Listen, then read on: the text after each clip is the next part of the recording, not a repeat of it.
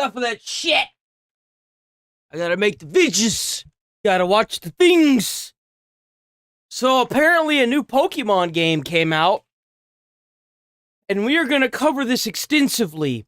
Because I'm tired of being the only sane one that sees Nintendo raising their prices and nobody bitching about it. Whenever every game they've made for the past 30 fucking years has been copy and paste slop. By the way, there was leaks recently where the next, I think, 3 generations of Pokemon were all leaked and their financials for it were leaked. They've been using an estimated $13,000 to make, is that right? There's no way that's right. That's what I heard. Now that I'm saying it out loud, I'm like, holy shit, is that real? To make new versions of Pokemon games. So they've been just raking in the money.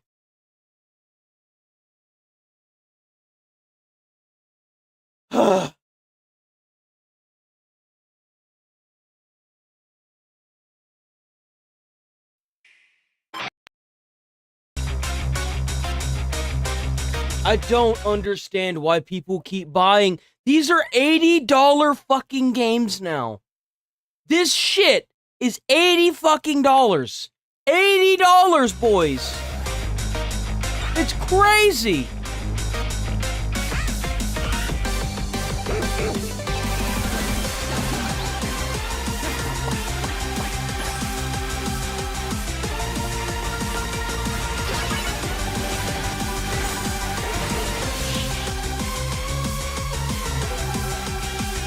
What is this fucking music?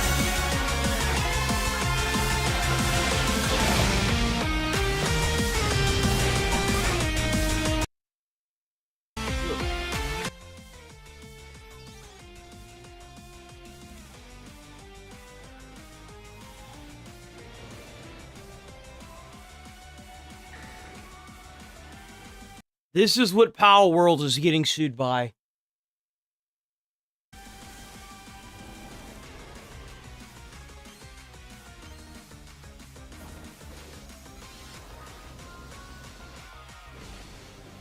This looks like shit.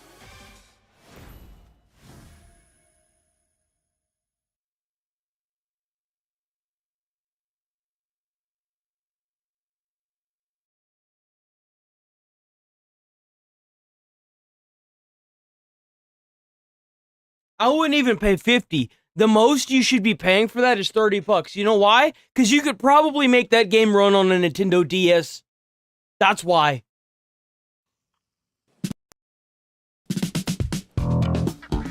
This game looks adorable. It's called Duckov, like Torkov, only duck. Bro, they get fucking shot into little chickens. Look at them. Look, they get turned into chickens. They get turned into chickens.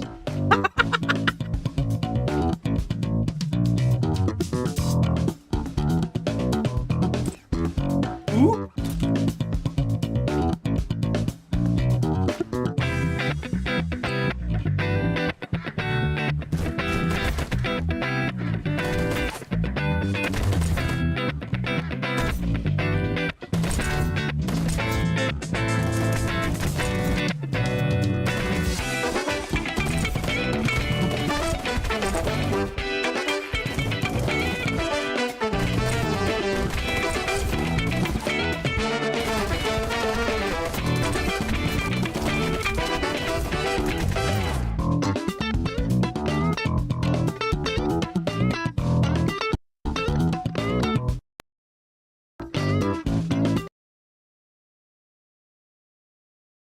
So, this console is $1,000 retail. That's not even before tax. That's before tax, I'm sorry.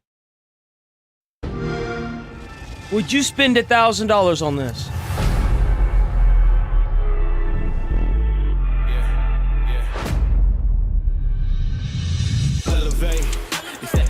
bitches, I'm handing them out, yeah. No.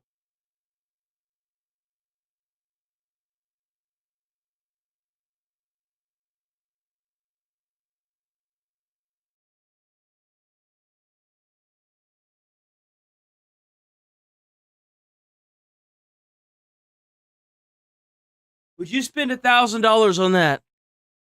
I know one goddamn thing. That piece of shit ain't worth no $1,000. How much you want to make a bet they made this little thing here for probably like $300? Bet.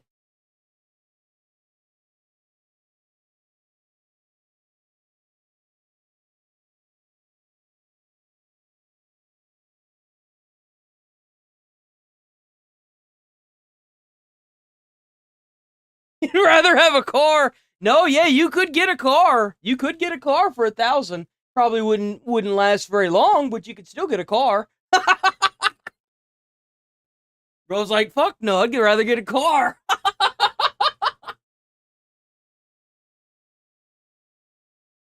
Get a retail car. You probably could, honestly. Just need to know how to make a deal.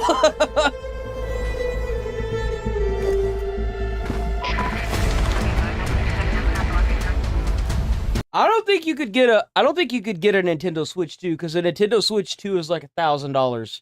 But you could get like a Nintendo Switch and a PlayStation, probably.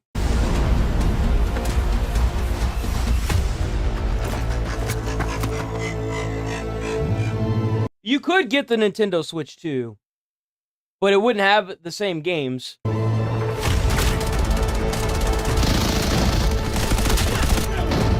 Multiplayer slot? Dude, that don't look nothing like how the trailer was. Why the fuck would you play this? Ain't nobody playing this. Everyone's playing Battlefield. I am so happy to see Minecraft finally doing something other than fuck all. Honestly.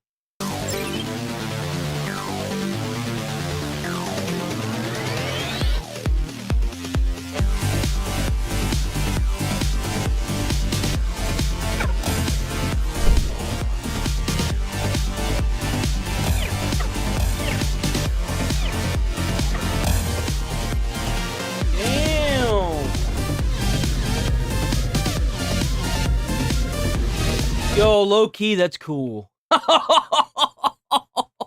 That's cool.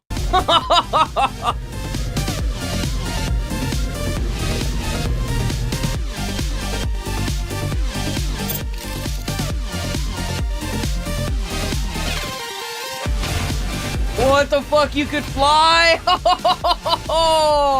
Let's go!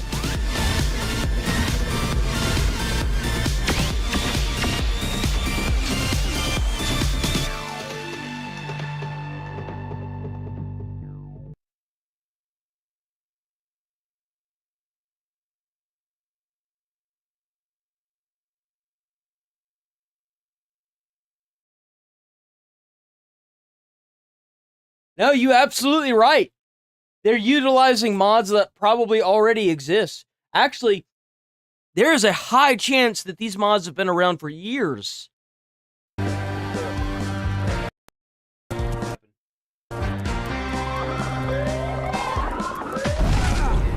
This is called Crabs Must Die. Detected. You think you're better than me? You're a crab.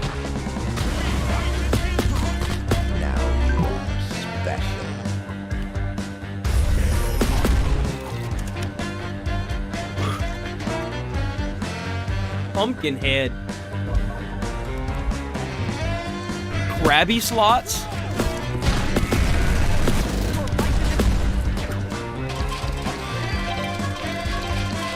Bro, I ain't even gonna lie, this makes me want to eat some crab. I love crab. Crab's so good. What the fuck?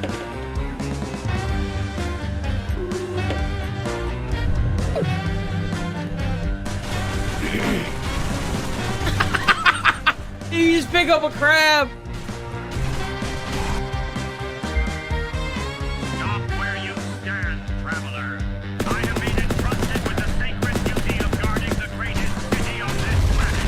Down below, in the blessed darkness, lies the glorious city of his golden majesty and might. Those guns seem really fun. Bro, it's got fucking laser beams. Yo, that crab had laser beams. Damn. Look at those assets, boys. This looks like good stuff.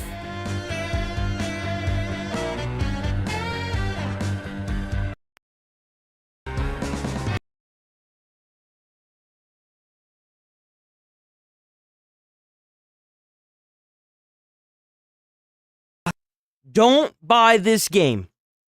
It's gonna be free to play. Has come to pass. The Hiveborn have invaded our world.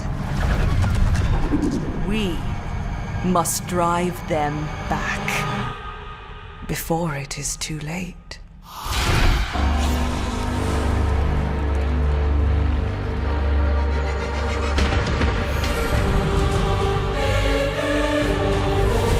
That's it? That's all we get? What the fuck?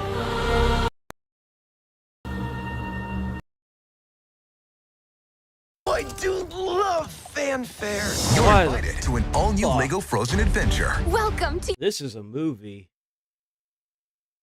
Ew. I thought this was a fucking game.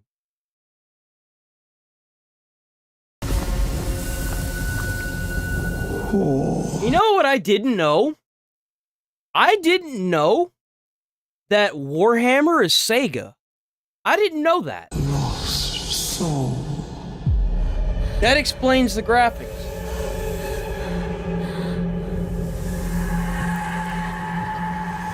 Servant to your masters.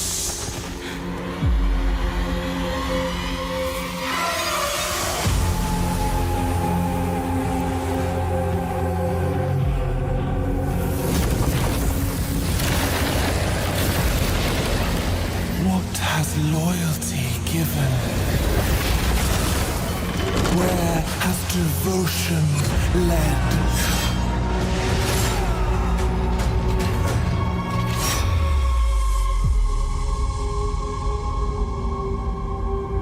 Damn. Shed it. Don't you want to kiss? Change is painful. But pain brings freedom.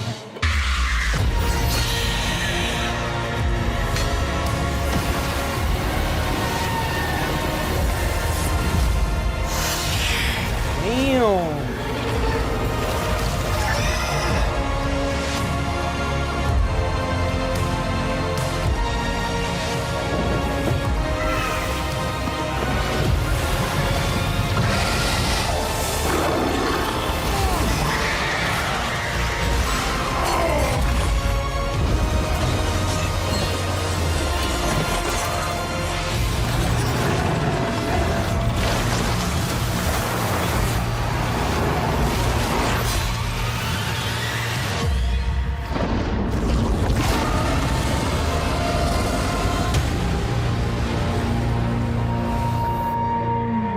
Bro, what a trailer. Holy shit, that was good.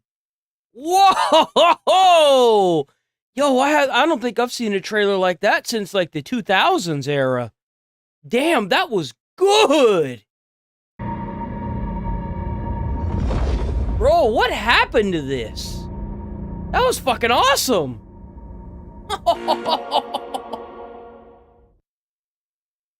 That was crazy good. Oh no.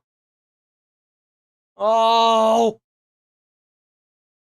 So they gave the main story a 5. Let's see what they give the multiplayer. By the way, this came out after actually it came out a day ago, but it still came out a while after people started playing started playing the game, because they knew their asses were going to get lit on fire if they fucking tried to downplay the multiplayer. So here we go. Battlefield 6's multiplayer action is all about... It's a different guy, even. Oh, no. I actually kind of like the other guy. Oh, no. Yeah, his take on that single player cooked his ass, I guess. layers. You have the infantry layer, where teams exchange gunfire on foot. The land vehicle layer, where tanks reshape the front lines and bring entire buildings down. And the sky layer, where a small number of flyers hold the potential to flatten ground forces outright. Damn. What's impressive is not only that each layer is so different, but also so well constructed, and somehow they all fit together seamlessly. A few of the maps have a bad habit of becoming sniper-infested hellscapes, and it takes too long to unlock the better equipment that makes your loadouts really interesting, but those are minor gripes with what is otherwise one of the best multiplayer shooters of the year. You notice how they started this one compared to the other one, huh? Bro cooked himself. What's the matter? Battlefield didn't fork up, so you guys felt you needed to shit on the game? What happened? Uh-oh. Did the fan base get angry at you because you talked about one of the best first-person shooter games of the year? Like it was Garbo? It seems like a games journalist has been put in its place, perhaps.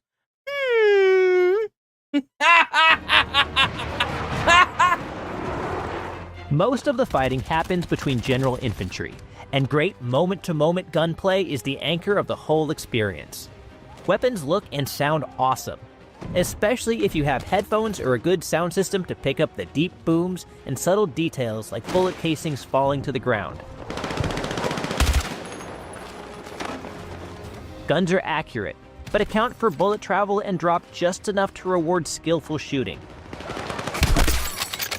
Though the modest recoil and bullet spread in most weapons I love how this guy bitched about it being a sniper hellscape, and he's literally using the sniper. means you don't need to be a hardcore shooter veteran to be able to land shots. There are 4 classes to choose from that are well balanced overall despite having very distinct identities. Running and gunning as the assault class is a lot of fun, but switching gears and focusing on keeping your allies alive as a medic is rewarding in its own right. Using your defibrillator to keep your team's collective... I think this shit's funny. I think this is the funniest thing they've ever put in a Battlefield game. Just having a defib and just... Yo, I saw this. I saw XQC playing this. Dude, it tickled me. I was like, oh my god, that's funny as fuck. Shock of lives from draining, while simultaneously getting one of your fighters back in the action can help turn a match of attrition, even if you choose to be less involved in the actual combat. It's great for ensuring that anyone can contribute by playing a role well. Let's move! That said, I have some mixed feelings about how the loadouts are assembled. Any class can equip any gun, and while I appreciate the freedom, it's hard not to want to just put my favorite assault rifle on every class and call it a day. Sure, there's a bonus effect for using the weapons traditionally associated with each class, like how the sniping-focused recon class has a faster rate of fire and better accuracy while using sniper rifles. Oh! But the effects are modest enough that I quickly found myself ignoring them. That's not to say that classes don't matter. You still need to be an engineer in order to repair tanks, for example, but the lines are a little too blurry for my taste. Bro, you playing this shit like it's a single-player experience. Get on the fucking mic and call for mechanics! Are you fucking retarded? Oh my god, that's so fucking irritating. Oh, I got a tank cause... Oh! Fucking retard! You have the ability to get on the mic, say, I have a tank, I need mechanics. Jesus fuck, have you never played a multiplayer game before? Hello? Bro out there raw dogging that shit like in single fucking player. Like, come on. What are you doing, man? It takes to unlock things between matches. Most equipment and weapon options require you to reach certain levels or complete... That sets me off. I'm not even gonna lie, that sets me off. It's okay. I'm not mad at him. I'm mad at his gameplay. multi-tier challenges to access them. That's all well and good, and a standard set of daily and weekly challenges help keep the level ups from being a painful slog, but the requirements are too high. You can't even start working on the class-specific challenges, which are necessary for earning alternate subclass-like training paths, until you hit level 20, which could take dozens of hours. Given really powerful equipment options like the deploy. If you like the sniper in Borderlands 2, the Jacobs sniper rifles that I found in Borderlands 4, bro, they'll have you salivating. It's like, so check this out. The Jacobs, I'm sure you know what a Jacobs is, because I think Borderlands 2 has Jacobs weapons. So like the sniper, whenever you hit somebody's head with the Jacobs and it's a critical, it ricochets and it like hits another person in the head. It's so fucking good. Oh my god, is it so good in Borderlands 4. And then you can get a weapon mod that makes it to where Jacob's weapons ricochet one extra time. So then you can get like 2 insta-kills once you hit and kill somebody with a headshot. So you get 3 kills. It's so good. Oh my god, is it so good. I always keep the bottom weapon as my my sniper. Beacon are locked behind that. It holds back the early experience an unfortunate amount before eventually hitting its stride.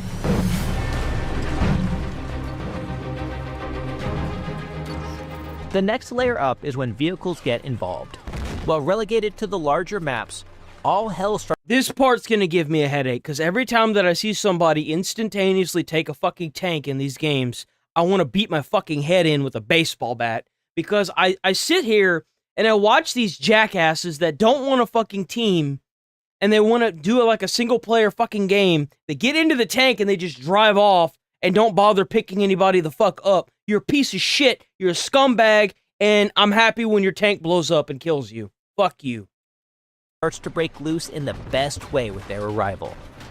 A tank rolling down the street creates equal parts control and chaos. They are a focal point of every fight, able to send the enemy scattering as its machine guns and cannons erupt. As buildings explode and debris rains down, they also become the most important target to clear. Whether that means calling in a tank of your own, switching to the engineer class after getting taken out so you can fire rockets, or something else entirely is up to you. But the way vehicles flip strategic calculus is extreme. Bro, that reminds me whenever I played Halo. So I was in woodshop, right? And for whatever reason, the shop was off limits for like some kind of thing, right? And I had a version of Halo on my fucking flash drive, and I was like, yo, I'm gonna hook us the fuck up.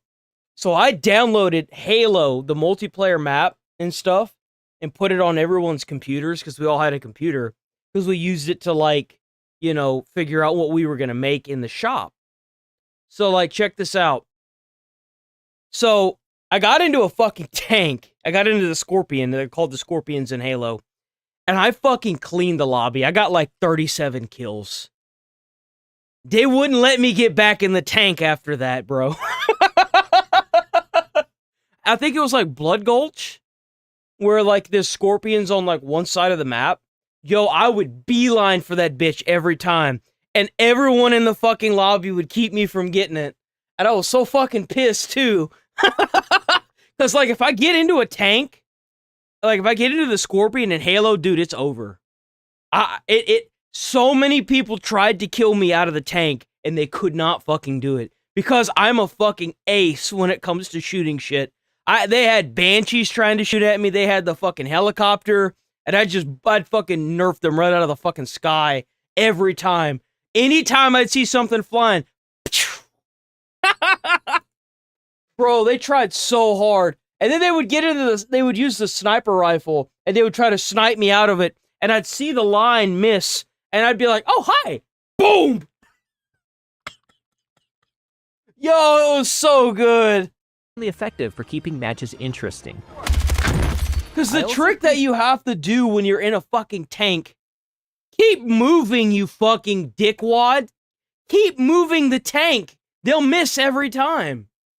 It amazes me how so many people want to get in the tank, and then whenever they get in the tank and they start shooting at something, they sit still.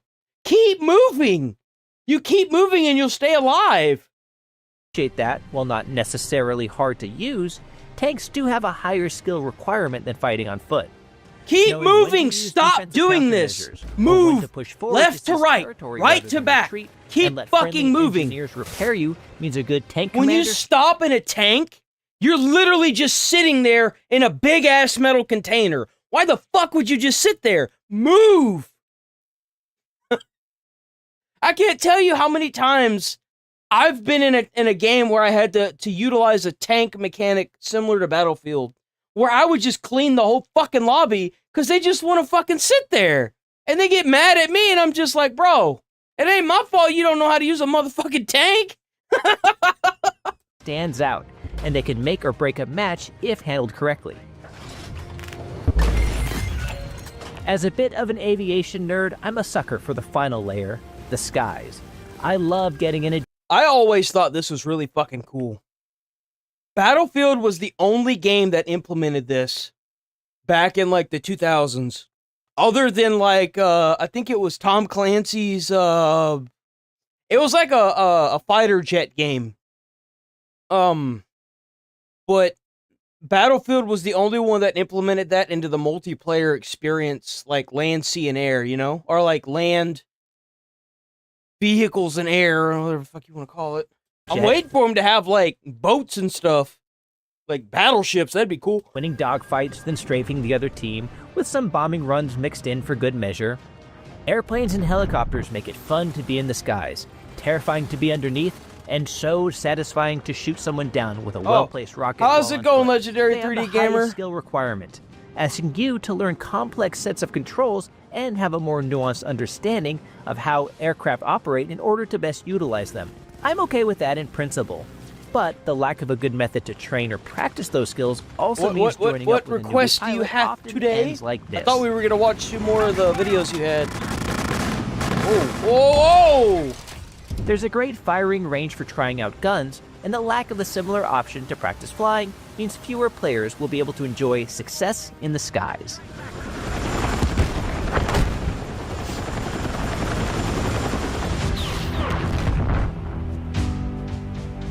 The Bro, classic I used to play Grand Theft Auto San Andreas a lot. And I would get in like the big ass planes. Yo, and I'd fly those things like they were fucking the crop dusters, dude. I would spin them, I would swing them under bridges, I would flip them upside down and like try to see how close to the ground I can get before I like have to like go back up. Bro, I would do all kinds of stuff with those. mattering I got of really good at flying those big ass airplanes too. Battlefield modes return, and they're just as fun as ever. Team Deathmatch is a good warm-up, but the 64-player battles of Breakthrough and Conquest remain the standouts due to their stunningly massive scope. The former asks one team with limited lives to capture points and advance the front lines against limitless waves of defenders, while the latter has both teams fight for control of shared territory. They're good at funneling the action towards specific areas, leaving room for big battles in the streets and skies while up-close and personal skirmishes happen on the objectives. Beyond that, you have options like Rush, a Counter-Strike-like mode focused on smaller groups that became another one of my favorites due to its instant action and short duration, making it a good alternative for quicker sessions where I don't have time for a prolonged tug-of-war.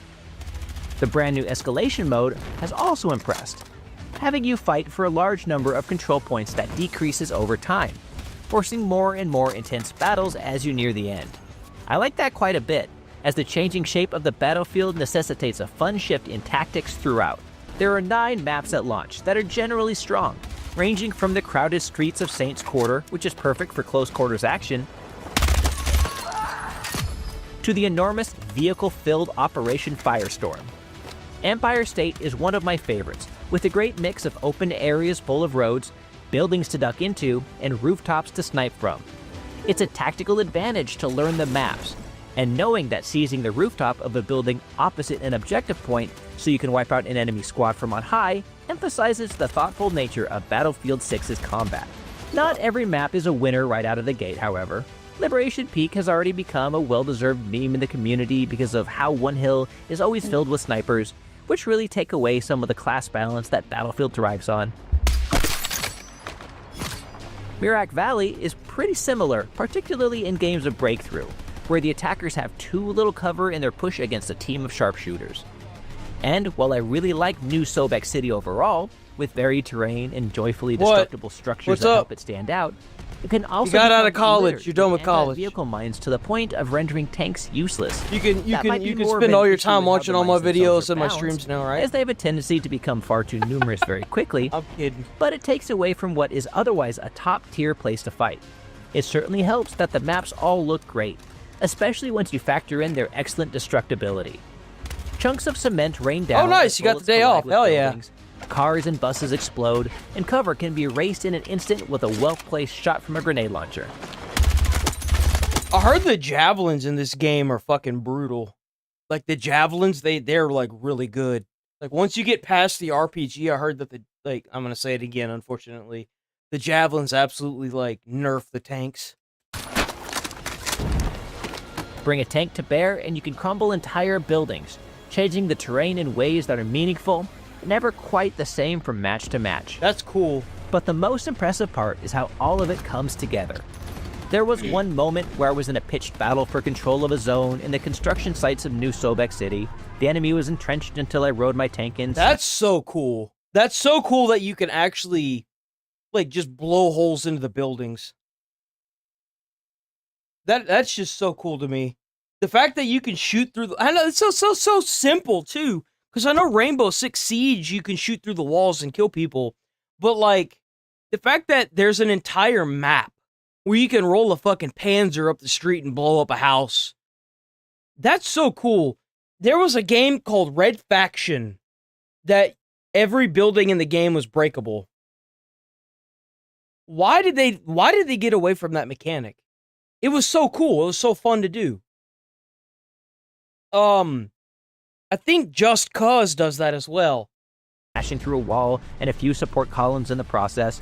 Dust and debris covered everything, but I ignored it as I sprayed gunfire from my machine gun, and my teammates mopped up the rest. It was gorgeous and something you simply won't find at this scale in any other game. Here we go! Battlefield 6's multiplayer action is expertly crafted, wrapped in a wonderful layer of destructibility that both looks great and material affects the flow of combat. The gunplay is excellent, with weapons that are accurate enough to reward skilled shooting, but have just enough sway to promote a bit of careful thought while you take aim. I wish the early bro? progression You good, didn't delay man? the Damn. fun of loadout building Doesn't be quite like you as need to go to the much, hospital. and a few of the maps would benefit from some rebalancing, but most of the options play really. Yeah, I noticed how you guys tried to keep all y'all fucking bitching and complaining down low. I'd imagine it has to do with all the backlash you got from giving the fucking single player a 5, huh, guys? Man, you guys better be careful. You guys are fossils in this day and age. These games journalists don't know when to quit. well overall.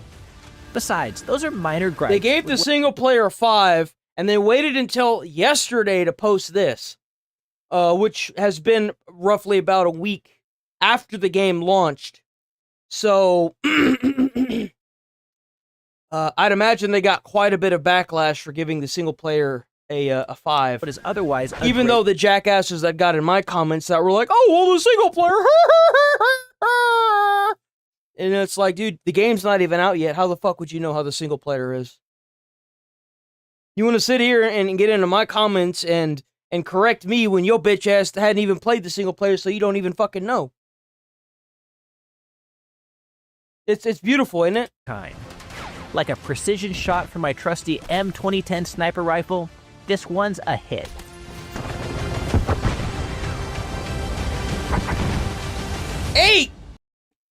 Eight!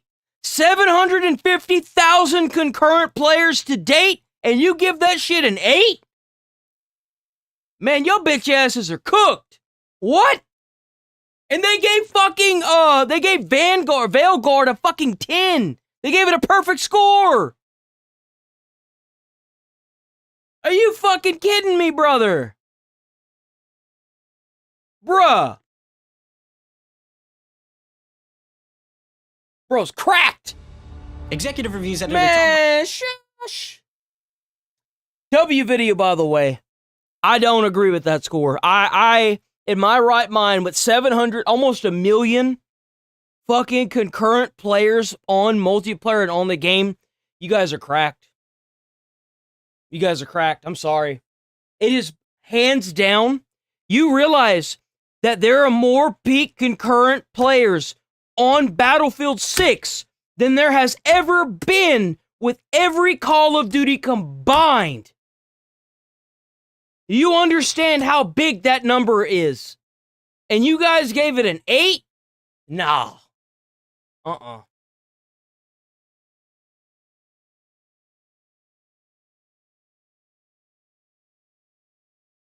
Oh, YouTube.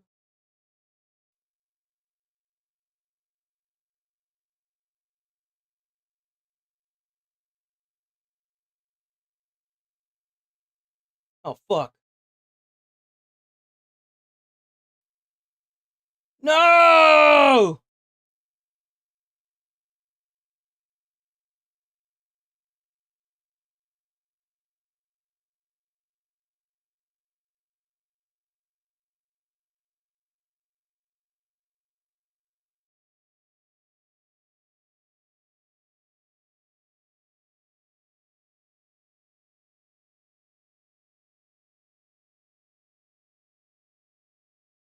We're not gonna watch this. Why is it muted? Quite yet. Move this up. I gotta get a lot of videos in today. Lot happened. We're still in the gaming. What is this? No, no. So move this up.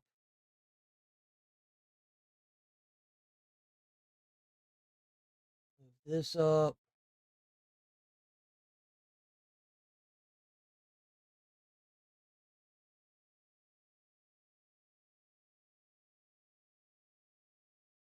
God damn it, piece of shit.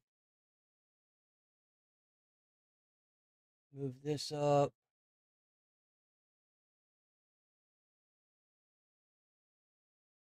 I hate that whenever I open up too many tabs, it closes tabs.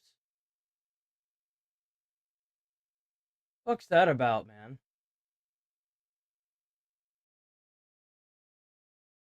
Oh, wait. This one. Had a physical form when I was just beginning my zygotic journey in my mother's womb. An anomalous mutation occurred, where what was supposed to be a normal human baby was fused with gamer DNA, and the two of us combined in a harmonious you'll like fusion it. dance. And now, just look at me. Take a good hard look at me. This is peak performance. Is it? Very clear at even a glance. Also learned that it's just not worth it to force myself to play games I have no interest in. Amen to that. That is the reason why I won't be playing the new Pokemon game. I won't be playing Battlefield. Pokemon. What's the name of that game that no one cares about anymore? It's got this studio in it that used to do good World War II games. A Call of Duty. That's the one. Damn, it's been so long. I forgot about it, man. I've been thinking about Battlefield all the time. But yeah, no. I definitely won't be getting that Garbo. Yeah. The new Pokemon game just dropped, Pokemon ZA. Even before it released, I was skeptical on how good it would be because everything they showed looked like somehow an even bigger step backwards for the franchise. But I'm always open to being wrong. I don't have a Nintendo Switch 2 and I have no plans on getting one, but Pokemon ZA is on the OG Switch as well, so I decided to tune in to some streamers, watch some gameplay, and see. It looks like shit. You realize, and in a video that we're gonna watch the full video. Asmongold finally goes over. I don't know how Nintendo seems to be the only one that gets away with this. They're copy and paste games. And they're charging $80 fucking a pop now for these copy and paste games. You realize that the graphics from the new Pokemon game haven't changed in over 10 years? And I'm the crazy one. You realize that whenever I made the IGN review video where I reacted to the IGN's review of Donkey Kong, and they gave it a 10, by the way. I was very livid. And people were in my comments trying to correct me and say maybe it's because they like the game. What? I'm the crazy one? What the fuck? What people are saying about it. How do you not see what's right in front of you? Rolled This shit would not fly with any other game developer. How the fuck does Nintendo keep getting away with it? I don't get it. Around bearing gifts, people are very excited, but to me it looks like a big old lump of coal. This somehow looks worse than Pokemon Scarlet Violet. This shit looks like my wrinkly nutsack. It is crazy to me. Pokemon being the most profitable IP in the history of our And it's the most profitable because they recently leaked the financials for Pokemon. And the budget for a Pokemon game is less than 100K. Hell, it might even be less than 20. And it sells millions of copies. And they're trying to sue over a copy and paste product? Are you fucking kidding me? They're trying to sue Power World. I played Power World. Power World's fucking fun. I enjoyed the shit out of Power World. It's hard, but still doesn't do the bare minimum when it comes to its mainline game entries. like, you don't even have to slap an AK in their hands, okay? You don't even have to fucking do that. But come on. Really cannot You can't understand even it. kill the Pokemon and eat them. Like, what's even the point? Now, if you're enjoying Pokemon ZA, don't let me come in here and fart, toot all over your fun, whatever. Enjoy it. I think that's totally fine. But for me, it has become so incredibly stale to the point that it's almost insulting the lack of care Game Freak puts into these games. Like, there is not only so little innovation, like, I really gave a lot of charity to Arceus, Pokemon Legends Arceus, because it felt like they were going to start trying to push things and do different things.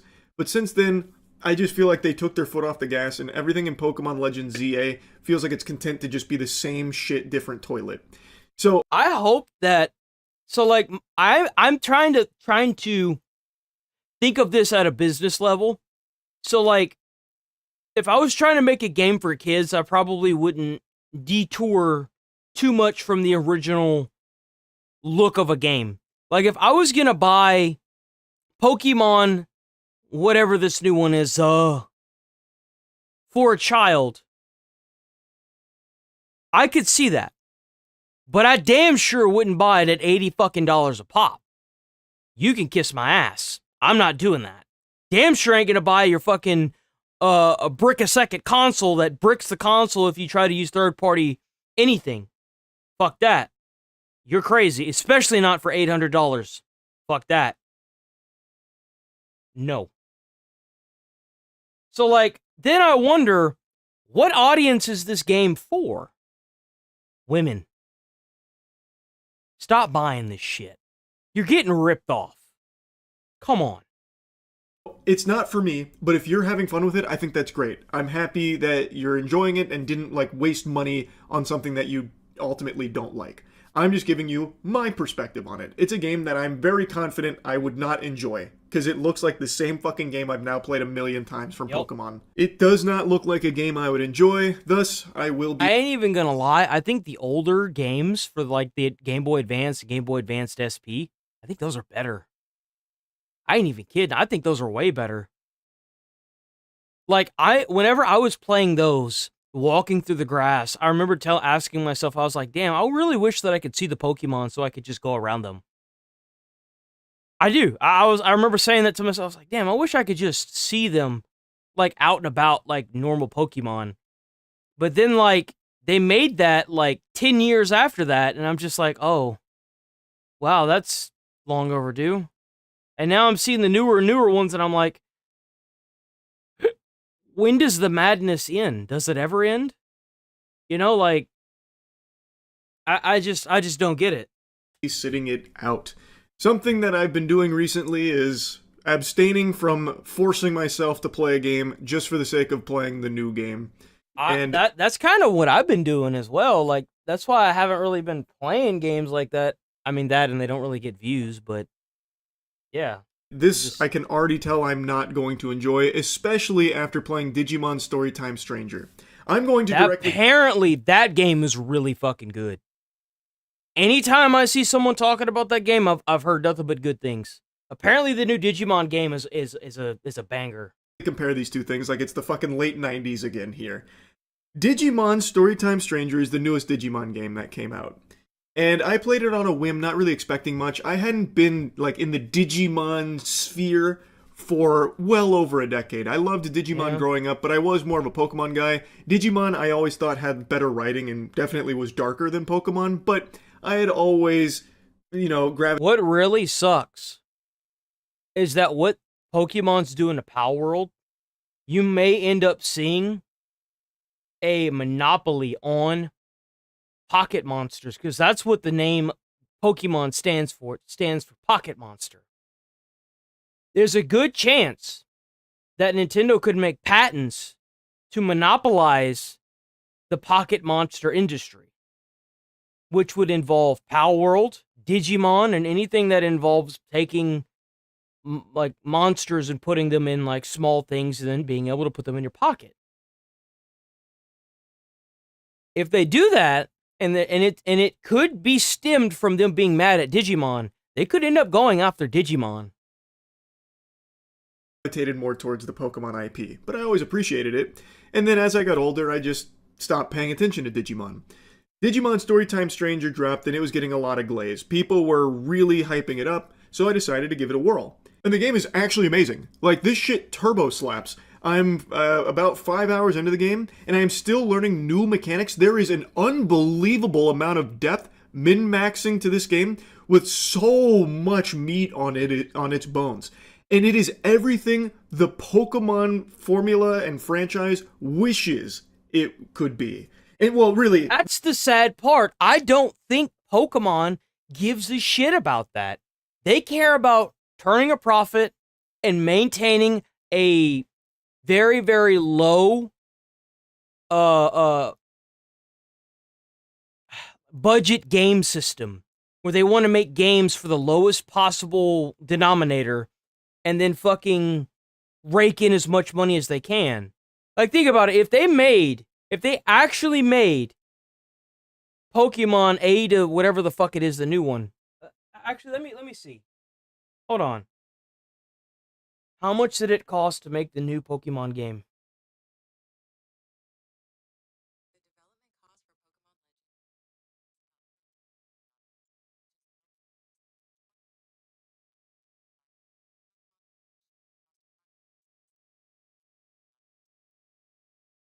So it was 13 million. How many copies of ZA Pokemon have been sold to date? That's really low, by the way. 13 million? That's super fucking low.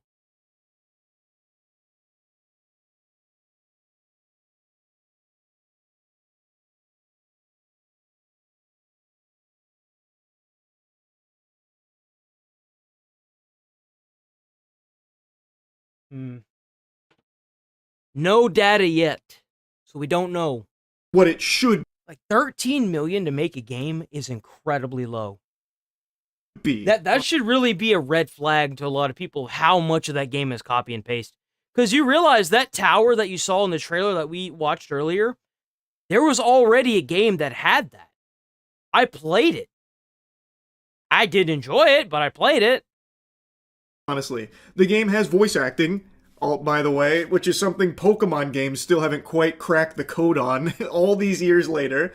The writing is, like, strangely compelling. Like, it is actually pretty well written with a story that I find myself invested in. Nice, The $6, cutscenes huh? go fucking insane. What are you eating for lunch? The first hour and a half, a hole tears in the space-time Lunch. continuum, shattering the fabric of reality as a giant fucking Digimon fist comes through like the hand of God and punches a giant mecha machine, which blows us 8 years into the past. It is like it is. That sounds crazy. Yo, I'm gonna have to check this fucking game out. That sounds insane. That actually sounds like a lot of fun. Okay, so I showed it that one to move on to this one. I got to watch this live yesterday. We're going to watch this whole thing. I was so happy Asmon finally pointed something out other than the game prices of Nintendo. This isn't just a Pokemon thing. You realize that most of Nintendo's games, Mario Party, Super Mario Kart, fucking Pokemon, a lot of the platformer games that Nintendo has produced and published have all been mostly copy and paste. And they're the only fucking ones that have been getting away with this. They've been doing this for years now. I guess I'm just gonna say it. This is the saddest thing that I've ever seen in my life. This has been, it's been so bad, bro. Like, I watched somebody fight a level 34 Magikarp. They evolve at level 20. Why the fuck would there be a level 34 Magikarp to begin with? It's fucking retarded. Like, what is this? And so you're walking around playing this game. Now, there was one thing about the game that was good, is that they have anti-homeless benches in the new Pokemon game. All right, guys? So, okay, so, like, am I the only person that thinks to themselves, I would just sleep in that? Like, I could totally squeeze in that and sleep pretty well. they are a little bit based here. So they have those, reasons, etc., to stop it happening. Pikachu never evolved. Well, Pikachu's an exception, not the rule. Okay, you want to have somebody that's not a Magikarp that's never evolved. You know what you call that? Somebody that's still streaming classic WoW. So anyway, yes, very, very fucking clearly, the new Pokemon game is just. If you can believe this, this game didn't come out in 2000. It did not come out in 2015. It did not come out in 2010. It came out yesterday. That's right. And I don't know how this happened. And I'm watching these girls play the game, and I'm becoming like I'm becoming sexist. I'm like, how is it that these girls, and it's all girls playing this game, by the way. I didn't see a single guy playing Pokemon. I'm a Reese's guy myself. Just a bunch of girls. Oh, wow. Oh, it's it's one of these. Oh, it's that one. Oh, yay. Oh, wow. And I see this shit. And Bros actually just hate watching girls playing Pokemon. Well, like, what level of, like, what level of evolution do you have to be in your humanity where you're hate watching women playing a new Pokemon game?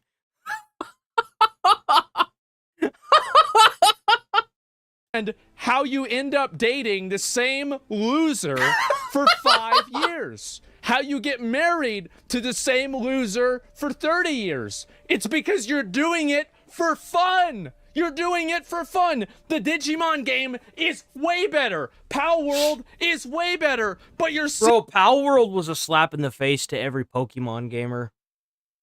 It was.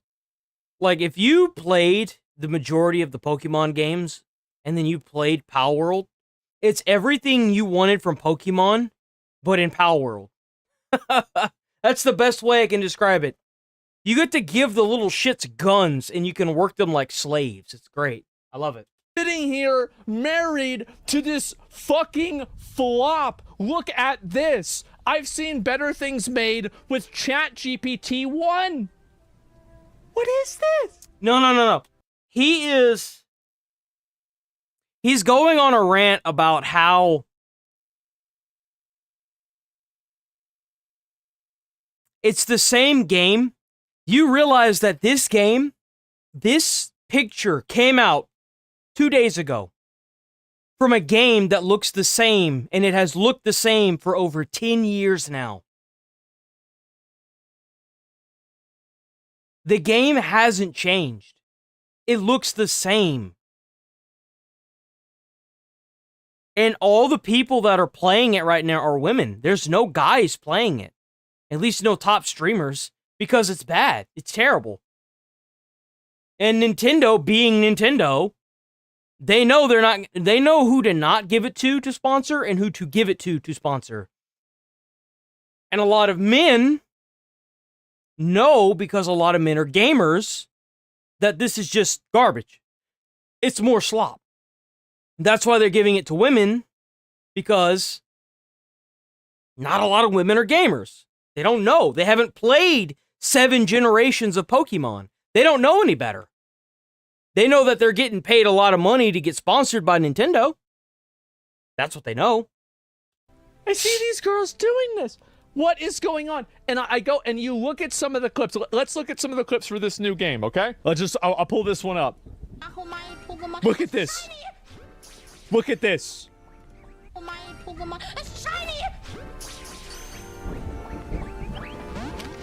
Um deine Frage zu beantworten, shiny. This is ridiculous. This is outrageous. Shiny Resladero is crazy. This should be illegal. You could just throw the balls at them now? What the fuck? That's weird. This is... How much money is this? $80. $80. Stuck in 2010? Yeah, it's not even the good 2010. It's the bad 2010. I see this, and it just makes me so mad. They made the whole map a single asset?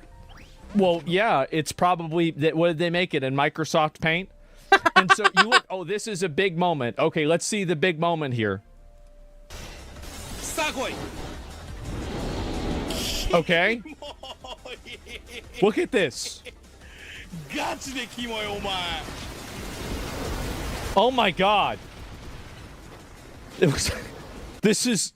What is going on here? Now I know Power World's, but this is crazy. And so I'm seeing them playing this game. And it just... What happened to the game we loved? Nothing happened. That's the problem. Yeah, that is Nothing the problem. happened. It's the same. The same Pokemon Coliseum. If you go back... Okay, let's do something funny, okay? You want to see something funny. So we see this right here, okay? Let's compare it to... Is Trump started yet? No, he hasn't even started. Okay, I've got more time to complain about this. Pokemon Coliseum. All right? So you go back and you look at this. I'm just going to watch. This is a random fucking video essay of Pokemon Coliseum. These games... Holy crap. ...are over 20 years apart. That's insanity. Are you fucking kidding me? It doesn't even look that much different. Are you like, the graphics look a little bit more polished, but it still looks pretty damn barren. It looks so barren. It feels like there's just no life to it, you know? Like, this could easily play on a PlayStation 1 or a PlayStation 2. Fucking kidding. This is crazy. Like, do we have to go to Pokemon? Let's go to Pokemon Stadium. Okay? That's the one before this. Okay, let's see how Pokemon Stadium's doing. Nintendo 64. My god, it looks so similar. Let me get a better image. It's just so okay? empty. Give me a minute. Like, add some goddamn bushes or some water or something. You can say it's worse, right? Okay, all right, definitely Wow. Pokemon Stadium is worse. But by how much? Not by much. By how much, though, right? I mean, like, this came out, like, I was a little kid whenever this came out. Whenever this came out, I didn't even know what sex was. I was, like, 16. But no, I'm just kidding. No, I didn't even know. Like, I was a little fucking kid. 1990, so I was, like, 7 fucking years old. And we've evolved. Whenever I was imagining what would Pokemon be like whenever I'm an adult, right? What would I imagine Pokemon to be like? I'll show you what I would imagine it to be like. It would look something similar to this. Yeah. This is what I thought it would kind of be like. You would have, you know, you'd be, well, I mean, not fighting these monsters, right? Where's it where you're having the monsters fight for you? This is not really what it would be. But this is what I thought it would look like. It would look something like this. And that would just be like a dragon. Like, look at the difference in the landscapes between this game and even, like, Power World and Pokemon. Like, the Pokemon landscape and the open world areas are just so barren. There's no grass. There's no textures. and whatever textures you do see, they're smoothed out. A lot of the map looks like this. It just looks like this. It looks like shit. And you see like a tree here and there, but it looks like shit. Or something like that, right? And a lot of it has to do with the fact that the Nintendo Switch sucks. Like, it just does. But no.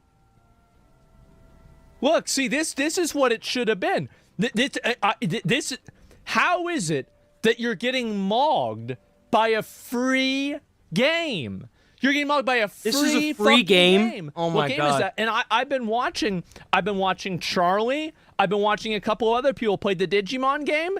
It's not even close. And the problem is like the Digimon, so for however stupid Pokemon is with game design, Digimon is with evolutions. You can have an evolution of basically something. I'm not really worried about the evolutions. Shit. But it's better graphics. Yes. And so anyway, but either way, your Pokemon fight my main concern with it is like, if you're gonna pay $80 for a game, that's a lot of money. That's a commitment. So if you don't get what you want out of that game, like now, these game developers are asking for more and more of a commitment from gamers whenever they buy games, every time they raise the prices on these games. And if you're making a game that just looks like a copy and paste, especially this is probably directed more towards Nintendo. You guys have always made the cheapest, cartooniest, childish looking games. And the thing is like, it hasn't really been a problem for you guys yet. But I feel like the more and more they raise their prices, the more and more they're going to have to come to terms with the fact that adults aren't going to buy an $80 game and an $800 game system for their kid to break. Who is the target audience for this? I don't get it. Like, how are you guys making back the amount you were... Well, I mean, I guess it makes sense because they're not...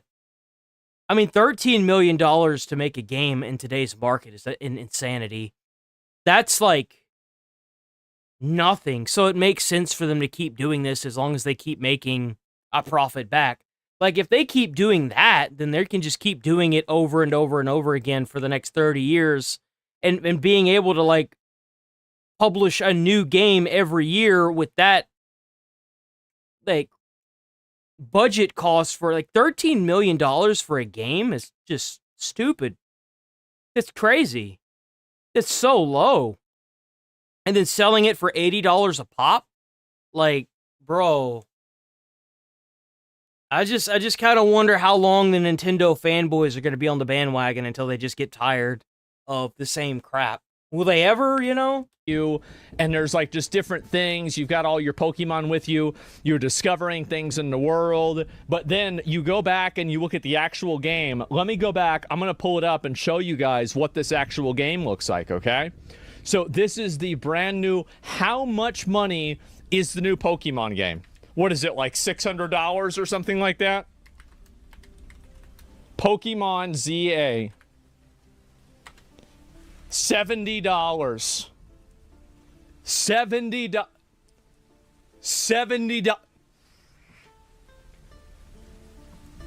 Well, they added grass, I guess.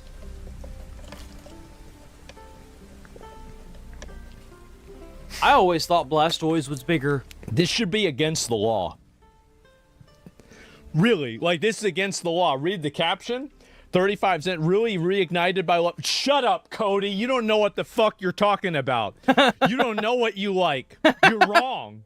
To anyone defending the graphics of Pokemon ZA, saying it's because it's Switch 1, the Switch 1 remaster of Monster Hunter Stories. Okay, so this is a Monster Hunter game, okay? This is a remaster.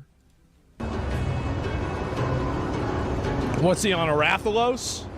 Since when can you do that? Yeah, I was gonna say, since when can you It's actually, like, already capture better. the monsters? This is a 3DS game?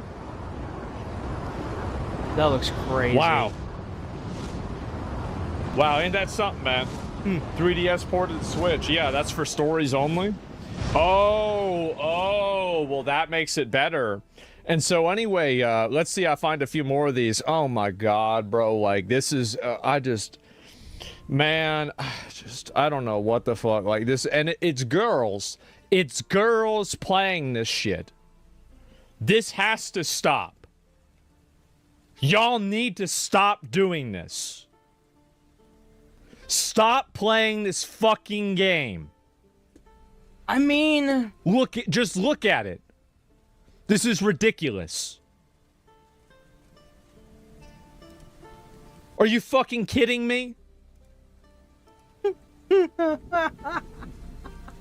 Shame on you all. No, that's not a girl. I don't know what it. Why do some of the Pokemon have better curves than the women that you can be in the game?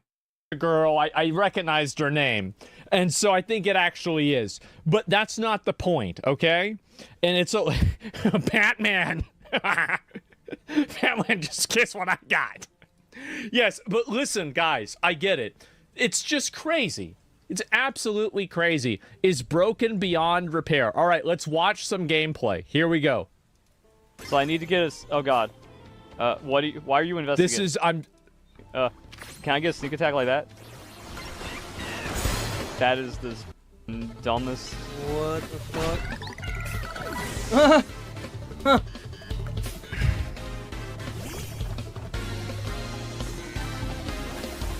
Can I target you? Can we play the game? Oh, we're not playing the game. What? I can't look at him because he's behind a wall. Bro, they are spamming moves. What the fuck? So what, you just stuck in that animation? Okay. So I need to get a... Satoru Iwata, I apologize if I'm pronouncing his name wrong because he was the GOAT, thought that in Pokemon Gold and Silver that it would be cool if people would be able to go back to the old Pokemon version and be able to go back to the entire old version of the game, right? And play that on top of it. So what he did is he went back and he recoded the entire game on a Game Boy. This is a Game Boy, all right? I'm not talking about a DS. I'm not even talking about a Game Boy Advance. I'm talking about a Game Boy. He reprogrammed the entire fucking thing so he was able to fit Kyoto, which was the original zone in Pokemon, I believe, in with the entire new game at the same time. And this is where we're at now. Kanto, not Kyoto. Yes, of course. And so I got it wrong. I can't believe this, guys. I was already playing Pokemon ZA in 2006 on my PS3. I mean, at what point? Well, you know, you've got a point. Because I want to be like, well, at what point is the amount of money just going to be too much? For some of these idiots, it never will be. Like, some of these idiots would be happy to take out a loan just to pay for the next game. Like, that's how stupid they are. Hey. So you're actually got a point there. This is on a PlayStation 3. It's literally the same game. On the PlayStation 3. Hey. Kanto at all costs? Yes, exactly. It's Sonic? Yes, that's Sonic. And I don't even know what the fuck to say, man. And Sonic. That's kind of what it looks like. I'm not even gonna lie. Like, the new game looks kind of like this. It just looks so barren. That's kind of the problem that I had with all the newer ones where you could walk around in the world and see the Pokemon. Is it just looks so empty and just soulless. I don't know how other people don't get that. My beloved, I didn't even play this one. And let me see. And now we'll look at this one here, okay? This is the Pokemon world. I swear to God, guys, this game just came out. This is the... I can't... Here, you would not even believe this. Biggest franchises of video games for all time. Pokemon is number 3. You see crazy. That?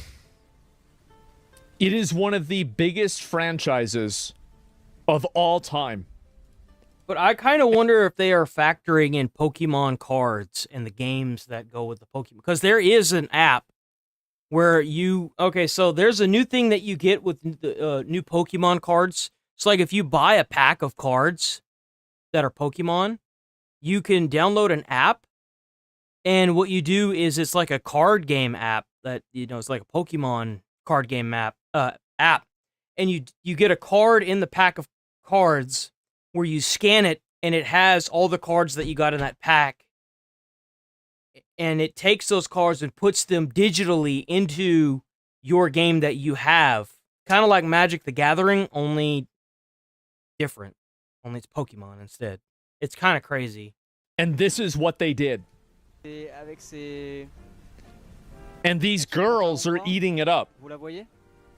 They're eating... I'm gonna go to hell for saying this. I'm absolutely gonna go to hell for saying this.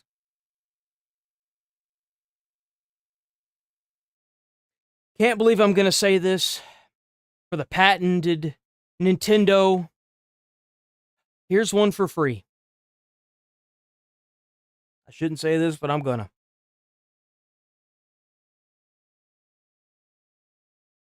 What better way to make a whole lot of fucking money than to have a game like Pokemon where you can scan in the packs of cards you have and turn them into actual Pokemon in the game?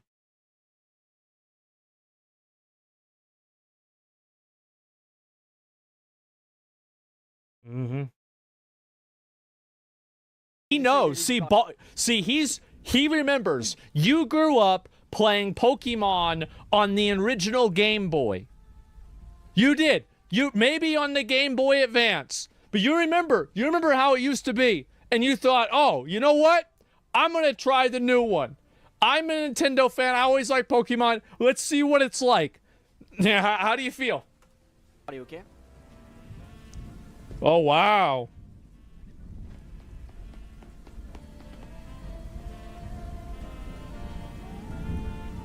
He doesn't even know what to say. It doesn't look the best. Elle n'existe. I don't know what that means, but I'm assuming it's not good. Okay, if I know anything, this seems like him making fun of it. It does. And Rare Candy... that render distance for the Nintendo is ass. That looks so bad. It looks kind of like a potato. Like, once it gets to, like, right here,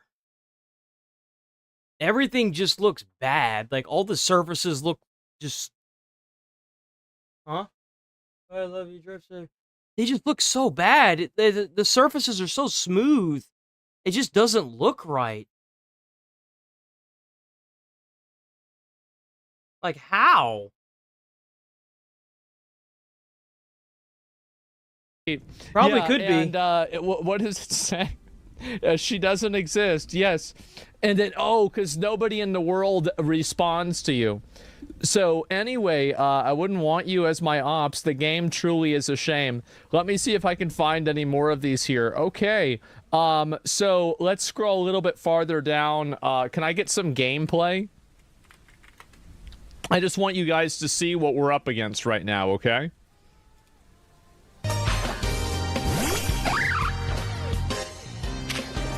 This is one of the biggest video game franchises of all time, defining an entire generation.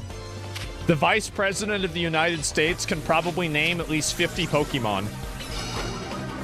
Think about that. I bet Donald Trump can name at least 3. And that's where we're at.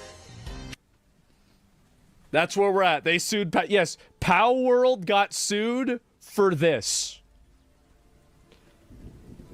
This is why they... Yes, and now you could see why Nintendo needs those lawsuits, okay?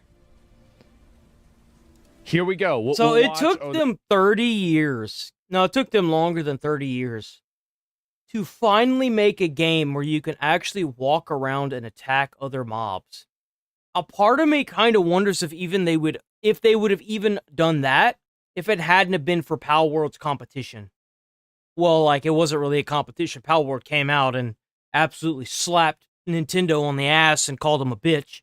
So like I think that I'm almost fairly certain that you wouldn't even to this day be able to walk around with Pokemon and attack a trainer's Pokemon unless it was for Palworld stepping in and making that a reality, honestly. I genuinely think that. I think that we'd still be doing the weird top-down, in-menu, turn-based fucking garbage. So there's this one. No. Okay, here we go. Well, that It area shows doesn't the look too bad. fluidity. Does this make you more excited?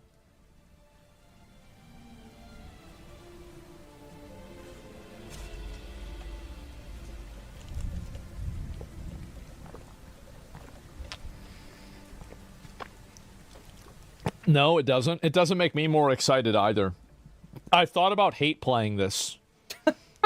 You know, I probably have like 6 girls that watch the show, and I think it's about time that we cut that number down to 2.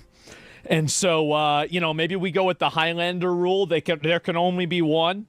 And so, you know, like, I might as well do something like this. And so I see all. How do you become a genocidal scientist? I think I bet they do sad, it. Dude. I do. I bet they'd fucking. I think this is just sad. Pokemon could be in such a higher place right now. It's just kind of sad. Like, we could have games like, you know, remember the movie Detective Pikachu? The movie was okay. Could have been better. But, like, we could have storylines like that. But we get this instead, and it's okay. I don't think it's worth $80. I don't think it's worth $70. I think at most this game looks like it'd probably be worth like, I don't know, 30, 40. That's even pushing it. Like, there are some indie games that are just way better than this. I don't know. I think it's crazy. I really do. I'm going to use the bathroom real quick. And we'll watch some more videos.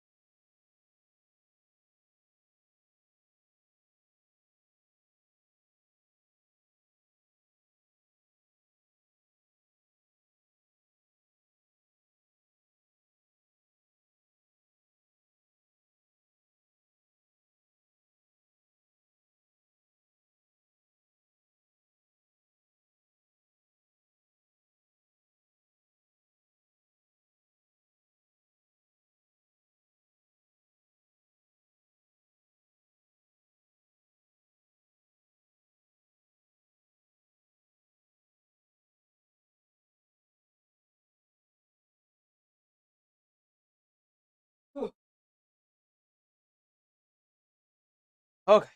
We bake.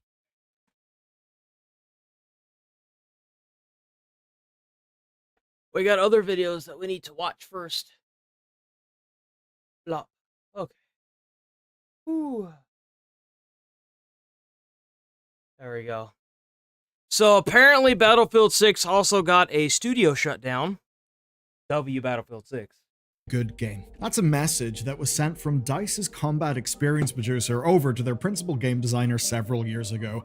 And with Battlefield 6's release, it seems they have in fact made a great game. It's not a perfect one, but when we break down what worked versus what didn't, we can see how this team has achieved a stunning turnaround from 2042, which had a launch Steam score. I'm just so curious to see what's going to happen now that EA is owned privately. Or that looks like this to the current Steam score, which could not be more different. Okay, here's the story. I mean, that's the only time you're watching the stream. 2042 was obviously a disaster at launch. Now, that team probably wanted to make a good game as well. It's kind of fucked up, man. They never really got a chance to make a good game, and here's the story of why. They allegedly had just 15 months of development time, and they needed at least 6 more months. That's because the game went through multiple entire redesigns, from being a battle royale to an extraction shooter to a classic Battlefield game.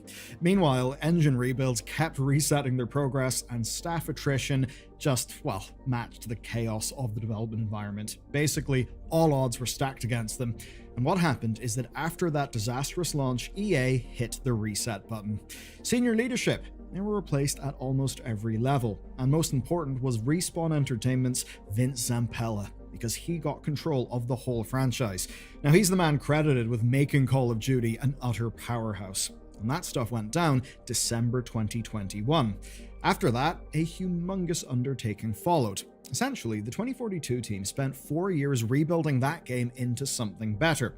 And at the same time, EA then built up Battlefield Studios, which, I need to say, has not gone perfectly. So that explains why Battlefield's Battlefield 6 is doing so well, because the old Call of Duty games were so good. They were so good. And I wondered for the longest time what happened. And now I know. Now I know why Call of Duty has... Because, over the past 4 years, not only did it get worse, it, skyrocketed, exacerbated. It got so much worse. I was kind of, very confused as to what was going on. Because now you get a gun and it's got a fucking roller coaster on it. Who the fuck wants that? Nobody asked for that garbage. Everything that Call of Duty has done in the past 4 years, it seems like, is polar opposite to what their actual audience wanted. Between the what is that? What kind of lobby is that?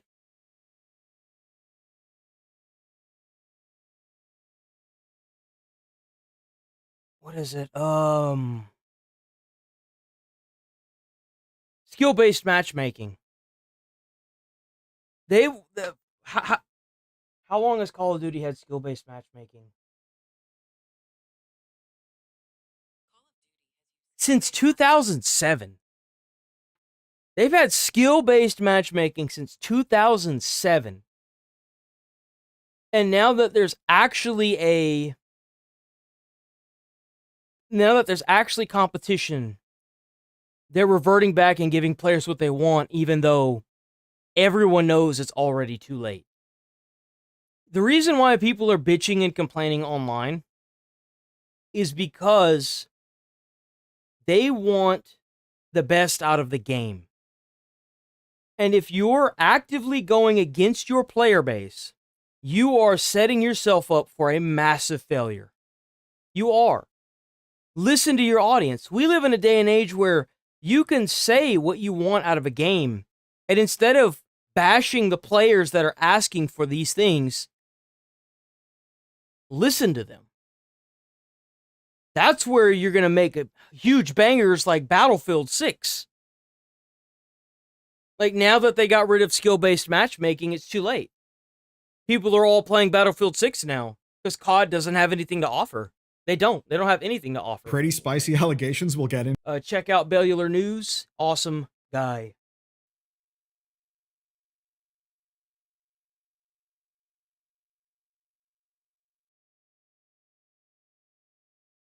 Yeah, but you apparently don't stream at 4 and I'll miss out on my request. So, like, you're just sticking around to watch the video that you sent me? Because supposedly you're off today. To later in this video. It's still kind of messed up. The test of this overall group's work is Battlefield 6. Well, the good news is they have succeeded. Here's something fun to give you a taste of their success. Analia Analytics are an analytics firm, and they reported that the teams achieved 3.5 million Steam wishlists and 1.8 million pre-orders. That's a lot. That's $100 million in revenue alone. And on launch, audiences had high expectations. EA did as well. After all, the beta was a massive success. It basically showed people a well-performing shooter, shocking enough in itself. That we don't need to stroke call it I'm so sorry, Battlefield 6's cock anymore. As we've covered in this channel, they've got their cock stroking. EA really needed to make sure everyone was happy. There's quite a lot hanging over this game. So, let's talk about what worked out and what very much didn't work out. Well, on the bright side of things, we've got an 84% critic average and a 92% recommendation over an OpenCritic. That's basically brilliant. Now, some critics have got concerns over how safe the game is and how it's not really adding a lot new to the franchise, but, you know, as somebody who didn't really want what they added to the franchise before, I think I'm happy enough. And what we overall see is multiplayer sticking the landing. I was gonna say, like, how can you still bitch about them going... Like, it's not going to be the best fucking thing. Oh, well, it didn't add anything. Bro, it's a first-person shooter game. What do you do in a first-person shooter game? You shoot in first person. Get the fuck over it. People need to get this mindset out of, well, it didn't really add anything. Bro, if they could add something that hasn't been added in the last 40 fucking years, they would have done it. Someone else would have done it. Get over it. Oh, it's nothing new. Okay, well, then suck it the fuck up. Too bad.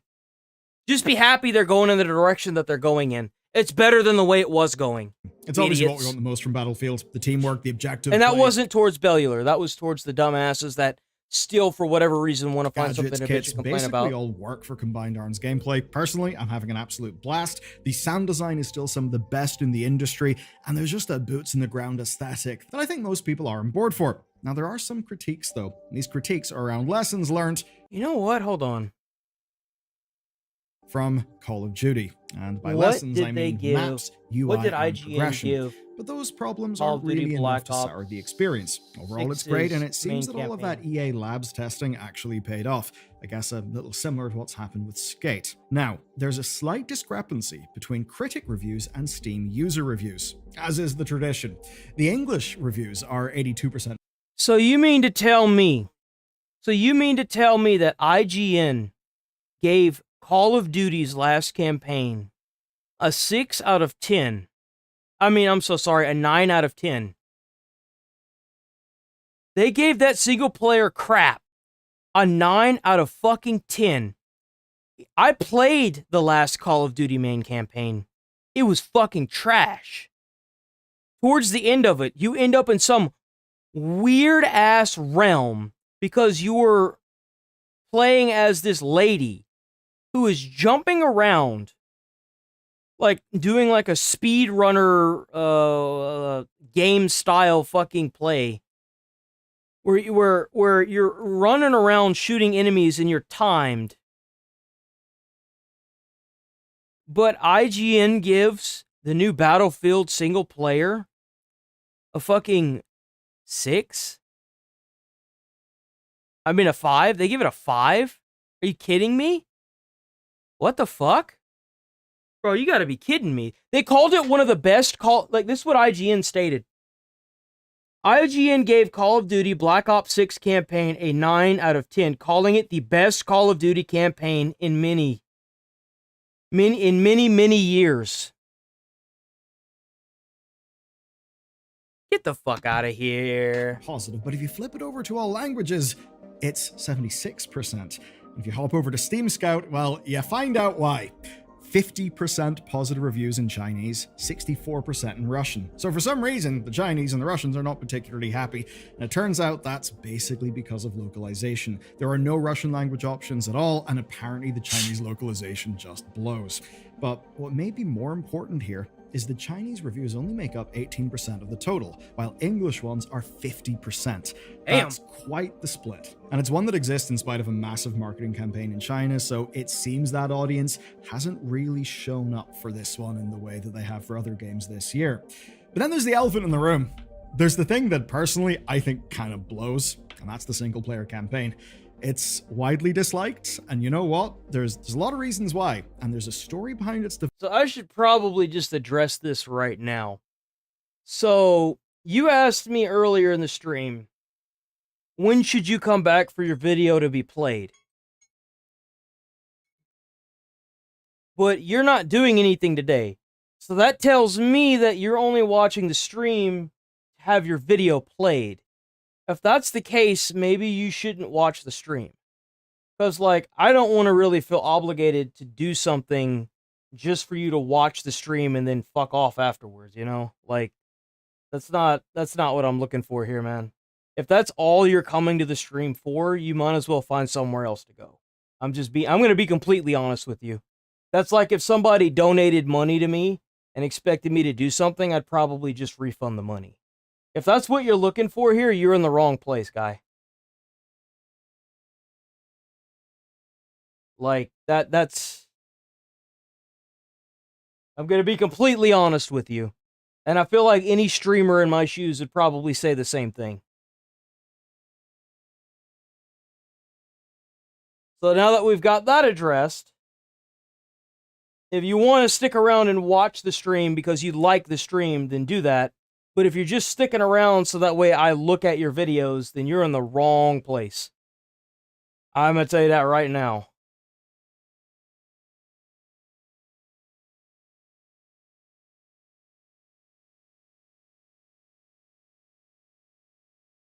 Because I have to make videos for this weekend. That's why I've got to make sure that I cover all these videos.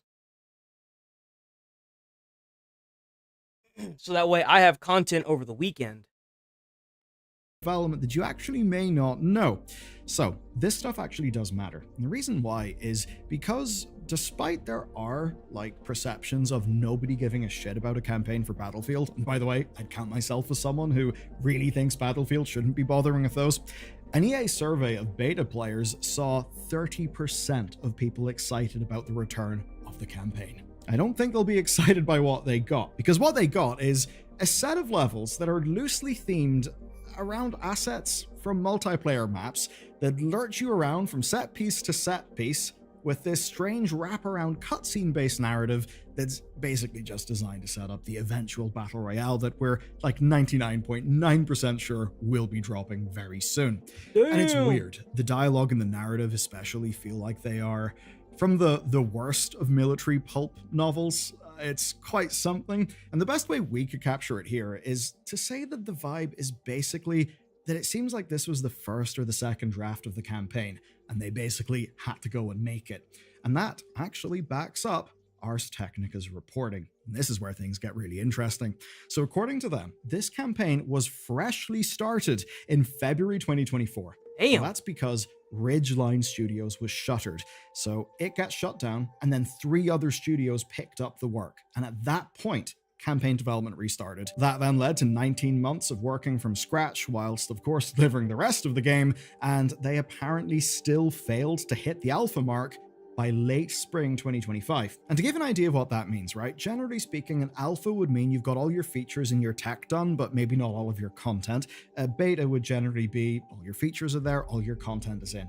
So the fact that they still were not at the alpha mark in late spring of this year, that says a lot. That's bad. Kind of insane, but after completing the campaign, completely unsurprising. You can see some missions like the one set in New York that actually do feel planned and like they actually got the time and the love that they deserved, and then a lot of the other missions just fall completely. There wasn't even that many missions. There's a map. I don't understand. You see, this is kind of why it's nice that it's going to be a private company now. They're not going to have to worry about these dumbass shareholders. It's going to be planned out the way it should be. I hope. I'm hoping that now that it's a private company, that they can take the time they need to actually make a good game this next go around, like a fully fledged single player multiplayer experience. Because if they do, they'll put Call of Duty out of business. Absolutely, hands down, 100%. Some dudes in the map and a few objectives, and that's basically it. But what's important is what we learn from this campaign, because more than anything else, it highlights the cost and the risk of making complete, utter mega games like this one. So, let's dive into the cost. In case you're unaware... No, I don't even... I watched a lot of gameplay for Ghost of Yotoi. I don't think it... The story was garbo, and a lot of the combat involved... a lot of the boss battles actually involved the... it was like that standoff thing or whatever, where you have to like do one-on-one. I was just like, no, fuck that. There's too much of that in the game. Battlefield Studios is the game just doesn't feel like there's any reason to play franchise it. developers like DICE, Criterion, Ripple Effect, and then EA Motive, who contributed a team towards the campaign whilst also working on their Iron Man game. Now, Ridgeline. Ridgeline was the single-player studio, and it was led by Halo co-creator Marcus Leto. It was shuttered in 2024, and according to the Ars Technica report I mentioned earlier, they were asked to make a campaign whilst also building the studio with fairly little oversight to protect them and, just give them the stuff that they needed. So in total, Battlefield 6 was made by 5 studios and a whole support network's worth of staff. A shitload of people, and apparently it was not easy. Staff flagged to Ars Technica that stage gates were passed with prototypes and plans that really shouldn't have been. And just to kind of make that less industry lingo, essentially milestones, right? Like development milestones. Essentially, it seems that they were passed even when really they shouldn't have been passed, because basically there was a lot of shit to get done and the game had to move forwards. Apparently long hours were needed to manage the time zone. See, that's what kind of gets me with a lot of these games. The game doesn't have to move forward. If you need more time on a mission to make sure that it's complete and the experience feels good, take as long as you need. That just doesn't make any sense to me. I feel like a lot of this stuff is going to get changed here soon, because you've got all these workers, you've got all these Indians, and not enough. You've got too many chiefs and not enough Indians. So you need to start firing management. They need to start firing staff and stop hiring so many people, because you've got all these minds bouncing off of each other and no one can come to a good conclusion. It's water. It's like what happens if you poured water into syrup. It's no longer syrup. It's water. It's watered down syrup. You can work way more efficiently if you have a smaller crew.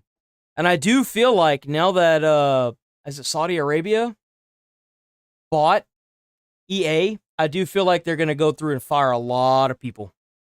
I look forward to seeing commitments that. Because this was a distributed team across loads of studios in loads of countries, this then led to a lot of burnout. A lot of their processes were hit hard. Some staff actually needed 2 weeks of leave to recover. Others needed 9 months, which I guess is understandable if you think about people maybe crunching for the entire development of 2042 and then crunching for a bunch of the development of this game. You would be kind of ran ragged. Anyway, this was also a project that still was delayed internally. So this is a game that was not pushed out the door. It was in fact delayed as compared to their initial plan, which certainly tells us that EA's initial plan probably would have, well, kind of killed Battlefield. It's very much not the timeline we're in now. I think it's also a good reminder that crunch and bad treatment of staff doesn't necessarily make bad games, right? That's a trap that they need to remove crunch out of these studios. Crunch is such an unnecessary thing. It's where they try to like pretty much blitz the end of a game, or blitz the end of, like, for example, a section of the game. And all they end up doing is ruining it, especially if they keep doing it at the end of every fucking game. At the end of every mission, and then or the every December stage. Update is going to bring in a reskin and a seasonal mode. You get all that alongside the Battlefield Pass, which of course will then be kicking off 3-month cycles of content. Now, there's also the eventual release of the Battle Royale mode. It's actually being tested in Battlefield Labs right now, and at least if the rumors are to be believed, this will be a free-to-play companion for the main paid multiplayer game. So essentially following the Call of Duty model, which does make a lot of sense, because let's be real, Call of Duty has never looked weaker, and if I was in Activision's shoes, I'd be a little bit worried. I think Battlefield can genuinely do a little bit of damage to it here, and next year there's going to be this big thing in the market called Grand Theft Auto 6, which will be eating up loads of consumer money that, you know, Activision are just, you know, spending a lot on reports and such. So if they can get that, then well, I think that Grand Theft Auto is probably going to cook up a lot of the multiplayer market, especially if the single player campaign launches with multiplayer. I think Grand Theft Auto 6 is probably gonna eat up a lot of the first person shooter market. 100%. I really do. I guess it'll be nice to see how this goes, you know?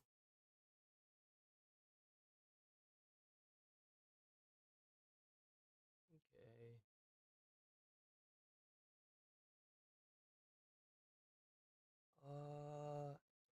So apparently this guy's in a lot of trouble.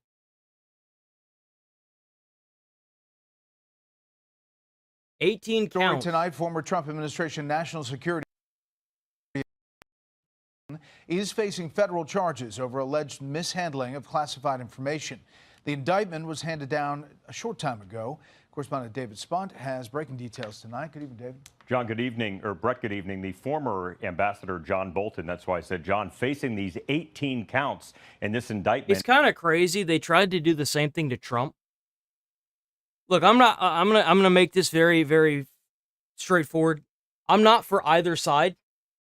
I do personally think that it is kind of odd that they tried to get Trump on, like, what was it, like 14 counts of the same exact thing, and then like 2 counts of something else, and it was all like tax stuff. So it is interesting to see the turned table, or the table turned on, you know, the people that tried to get him put in jail. It's interesting because I've had other people comment on videos talking about, oh yeah, you know, you wouldn't want someone with felonies to be in office, and it is like they were trying to compare it to like people who committed murder, and it's like, dude, like, what planet are you on where you think that you can compare tax evasion to murder? Are you fucking stupid? Like, what planet must you live on? After a Maryland grand jury decided he should face charges related to his alleged retention and transmission of classified documents. His own attorney, Brett, admitted that he kept some of these classified documents. Bolton charged not only with keeping top secret classified information, but sharing it with family members. The Justice Department says Bolton sent diary-like entries about his workdays at the White House and shared information classified up to the top secret SCI level, the highest level, and shared them on messaging apps and personal... Look, I don't really care who it is. As long as it's somebody that has a lot of money and is a senator, I want to see people go to jail. I want to see the handcuffs go flying, okay? I want them to release the Epstein files only because I want to watch a bunch of senators go to jail. Straight up. The real question is this talk like what happened to Trump, which, by the way, I would have been okay with if Trump ended up in jail. I think it would have been funny if he still tried to run while he was in jail and he still managed to win. Because you realize, not only are they trying to unseat Democrats now, they're trying to restructure the territories, and they're trying to put acting Democrats in jail. So it's kind of the same thing that happened to Trump, only hopefully it's successful. I just want to see people go to jail. AOL and Google email accounts. Prosecutors, Brett, seen leaving the federal court after the indictment, have been probing Bolton since the Biden administration. President Trump reacting in real time to the indictment from the Oval Office, where Bolton used to frequent. I think he's a bad guy. Yeah, he's a bad guy. It's too bad, but that's the way it goes. That's the way it goes, right? That's the way it goes. We were there as FBI agents raided Bolton's Maryland home and Washington, D.C. office in August. Agents were looking for classified documents. Secretly, this is just Trump's way of saying, I got you back, fucker. I mean, that's essentially what's going on. They raided his Mar-a-Lago place like so many fucking times. So, like, it's kind of funny. Like, this is kind of like, it's so petty, and it's so funny to see this. It really is. His attorney, Abby Lowell, telling Fox News the following just within the last half an hour. These charges stem from portions of Bolton's personal diaries over his 45-year career, records that are unclassified, shared only with his immediate family and known to the FBI as far back as 2021. Like many public officials throughout history, Bolton kept diaries. That is not a crime. We look forward to proving that once again, Ambassador Bolton did not unlawfully share or store any information. Here's Bolton, though, Brett, in 2023 responding to a question about FBI raids on former President Trump's property and President Biden's Delaware home with classified documents. Watch. Damn, so he fucking raided 2 other people's homes. So he raided Biden too? Oh, so this was just a matter of time. It sets a bad example for the thousands of other people in the federal bureaucracy who have security clearances, because Damn, what's it like being a fucking hypocrite? if the people at the top can be casual about it and then get away with it. Bro did the same thing to Biden too. I wonder who raided Hillary. A good lesson to teach. Bolton almost 3 years ago. No word yet, Brett, on his first court appearance. Okay, we'll follow it. David, thanks. Thanks. Bolton was just indicted by a grand jury in Maryland. Do you have a reaction to that? I didn't know that. You tell me for the first time, but I think he's, a bad person. I think he's a bad guy. Yeah, he's a bad guy. It's too bad. That's crazy. They actually got him. Where's it at? I believe they actually got him. Where'd it go? Yeah. Security indicted on charges of mishandling classified information. Bolton responding to the allegation, saying, quote, I've become the latest target in weaponizing the Justice Department. You did the same thing to 2 presidents, guy. What are you talking about? What'd you think was going to happen if you kept fucking with fire? Like, it's going to get burned. Charge those he, meaning Donald Trump, deems to be his enemies. I look forward to the fight to defend my lawful conduct and to expose his abuse of power. Former Man, DOJ if I had a damn dollar every time someone was like, I need to expose a president's abuse of power, man, I'd be wealthy right now. I can't tell you how many fucking media outlets, how many people online, how many like Democrats and Republicans have said that to individual presidents and other Democrats and Republicans. Bro, I'd be a very wealthy human being right now. Deputy Assistant Secretary Jonathan Fahey joins me now. Jonathan, we got a couple things going on here. We have held documents and we have transmitted documents, meaning he took these allegedly inappropriately from the Department. Bro, how do you take a document inappropriately? Do you like open it up and like touch it a certain way? I don't understand that. From where he was working, and then he disseminated it to people who shouldn't have it. Those include future attack intel, foreign intel sharing, adversaries' covert actions, sensitive human intel, and U.S. covert operations and assessments. How That's a bad lot. does this look for John Bolton? This indictment looks far worse than I expected, because there was all this talk that the indictment was coming yesterday, particularly, like you said, the transmission part of it, because this is he was transmitting classified documents on email to people that did not have clearances. I believe it was his wife and his daughter. He kind of does, doesn't he? It's the mustache, I think. For the people receiving them over just a normal email. I think it was an AOL email. And he's got that Texas stash. How bad this was. His email got hacked by Iran, so we don't even know what Iran got or if anyone else got any of these things. So this is really bad. It shows how... By the way, that's the reason why it's illegal to do anything using a private email. Like whenever I worked for the Postal Service and whenever I worked at a fire department, they gave us a government email because the government email is going to be way more secure than your personal one. That's why it's illegal, if you're wondering. important it is to safeguard classified materials. And it's so ironic that John Bolton was out there front and center criticizing Donald Trump when the circumstances were so much different for Donald Trump, meaning so much worse for John Bolton, and he was doing this the whole time. And the other thing that I think is bad about it, the length of time that this was going on. It wasn't just like a one-off or something like that, or not that it would be excusable, but it would at least mitigate it. And then finally, this was all done to write a book. So he was ultimately going to profit or profited from retaining classified information and also probably from sharing it, getting feedback on his book, presumably. So all of this looks really, really bad for him. And it seems hard for him to say this is political. It would almost seem political not to charge this if what's on the face of the indictment is even close to what the facts turn out to be. Damn, so he's risking all that jail time for a book. That's crazy. What a dumbass. Like, seriously, what a freaking dumbass. Let me see, where's it at? Not that one. Not that one. Wait, is it this one? There we go. They got him.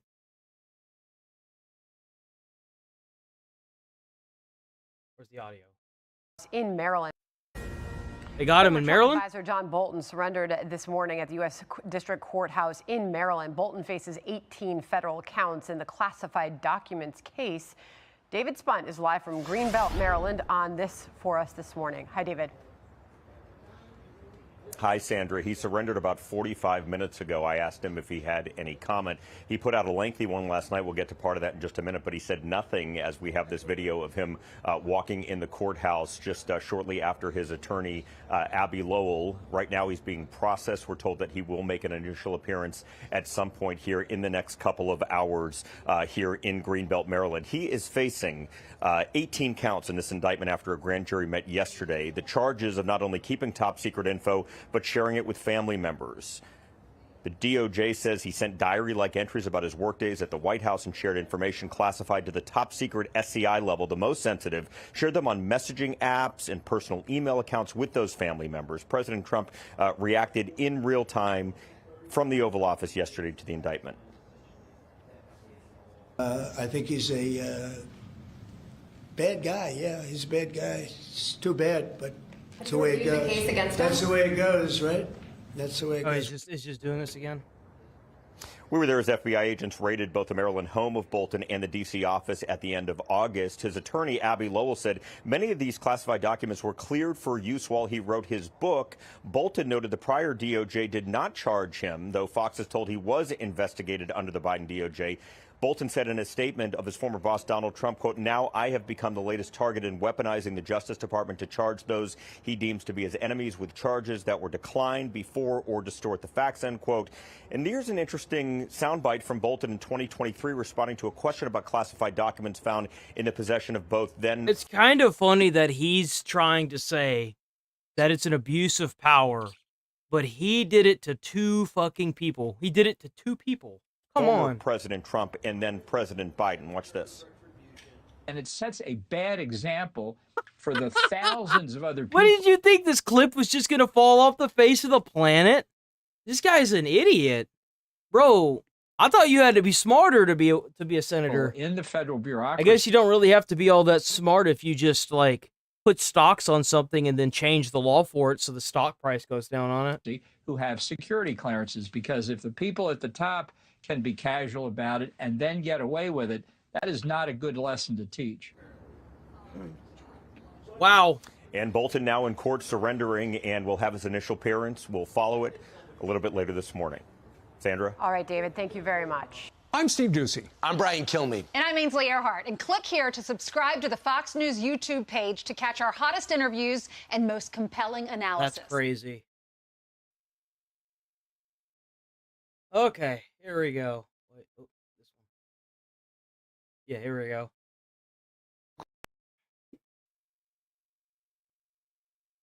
Retarded Ozempic walrus has been indicted on The Ozempic 18 walrus counts by a federal grand jury.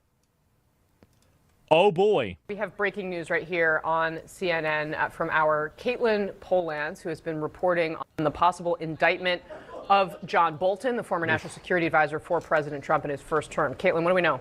Casey, John Bolton, the former national security advisor to Donald Trump, a longtime federal government official, has been indicted by a grand jury. We are learning that... Damn, the fucking government shutdown's really been going on for 15 days now? That's insane. Two different sources from our producer, Hannah Rabinowitz, at the Justice Department, and we have confirmed that the grand jury was in today with the lead prosecutor on that case, the same prosecutor who had been on some of the documents of the search of Bolton's house just 2 months ago, or not even 2 months ago. What a surprise. A prosecutor who also has some experience in investigating these sorts of things. He was a prosecutor that was also working on the Biden classified documents handling investigation that led to no charges. But in this situation, the bulk of this... got him. You guys think that maybe that's what happened to Hillary?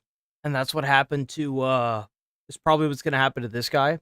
Because you notice that they found all that information about Hillary, and I kind of thought about this just with the last video.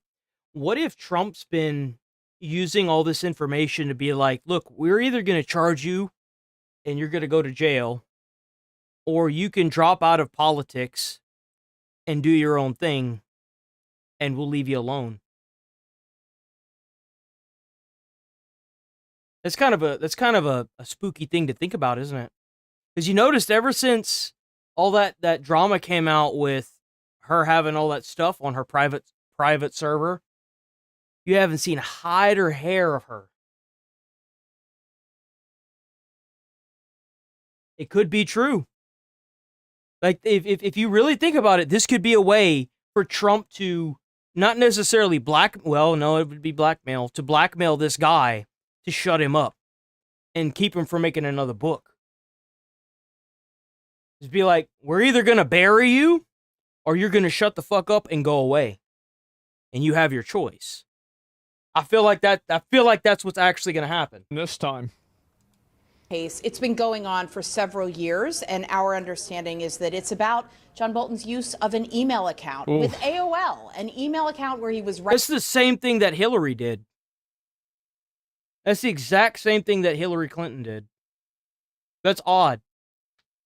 That's interesting. You know, of course, he's old. He's got an AOL account. Diary-like notes and summaries of his time as national security advisor to himself. Oh, I guarantee you Trump is dismantling so much stuff behind the scenes that we will never know about. There is so much that goes on behind closed doors, even with, like, either side. Either side. I'm sure Biden dismantled a lot of shit, or whoever was in charge of Biden, or whatever that happened with Biden. I'm sure a lot happened then, too. There's a lot they do behind the scenes that they don't talk about. I promise you. At times even sending them to his wife and daughter. And that is the sort of thing that the Justice Department does say frequently, not just in the climate of a Trump administration, that that's something that you should not do. We have seen many charges like this before of other high-ranking officials. And that also with John Bolton in those search warrants and what were... They really tried. They tried to bury Trump. They really did. They tried everything they could to bury Trump before the elections came up.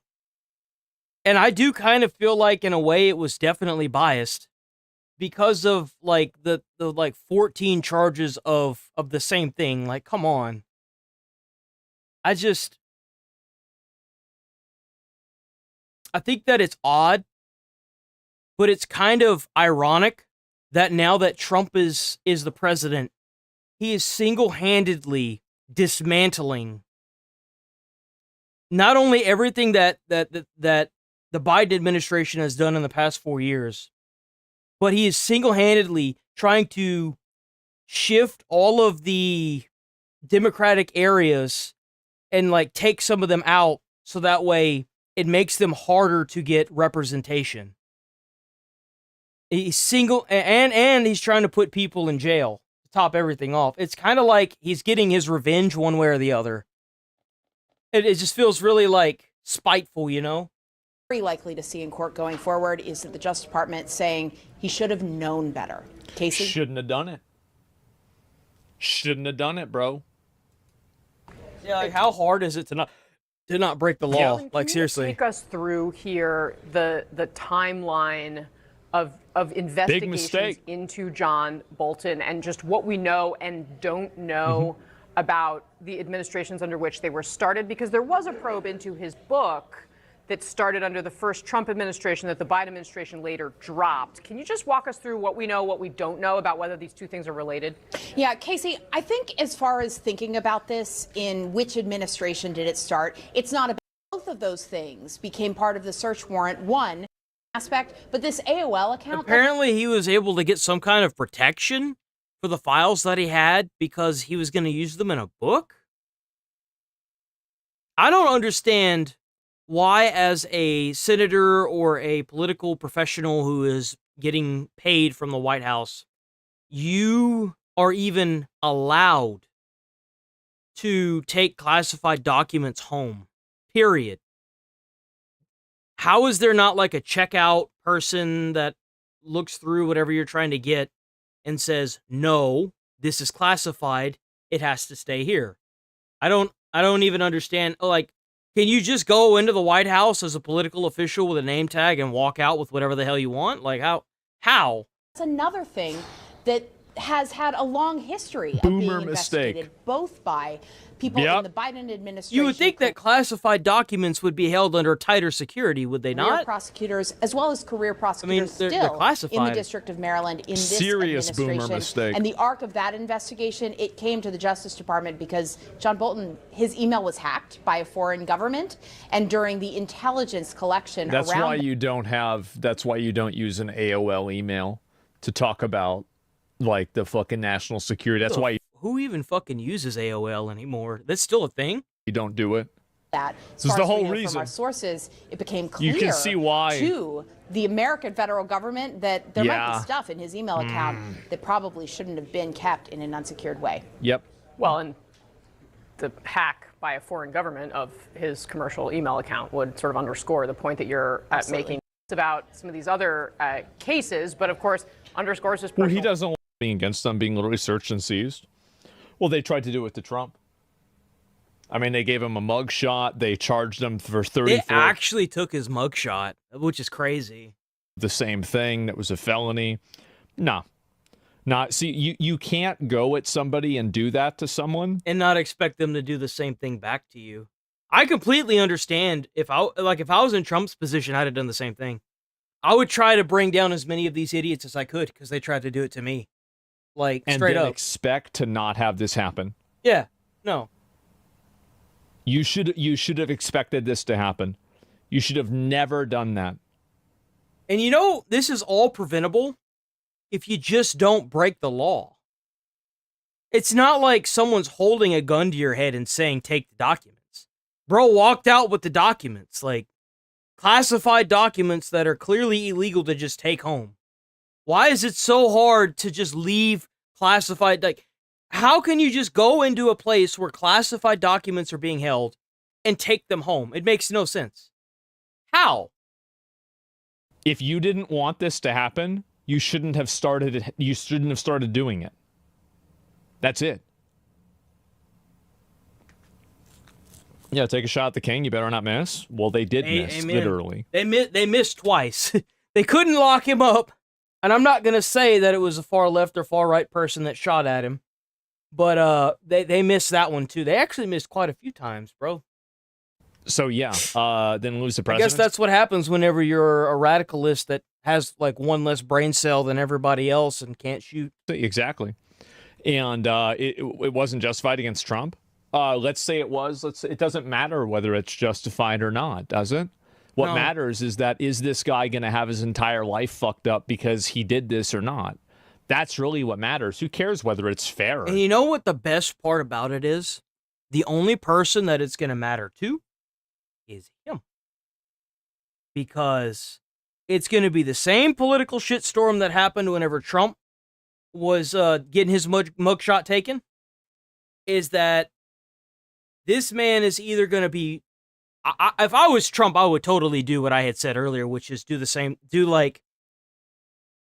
just sit him down, walk into the room, kind of like the way he did with those terrorists. And he's like, if anyone comes up missing, or any of the soldiers leaving get shot at or hurt, you show a picture of their house and be like, and then you just get up and walk out.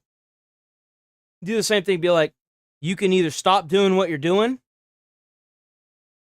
or I'm going to bury you. And I really feel like that's what happened to Hillary. I feel like that's exactly what happened to Hillary. Trump sat her ass down and was like, you can either fuck off or I'm going to bury you.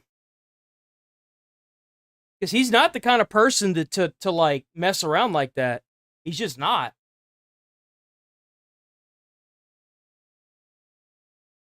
Yeah.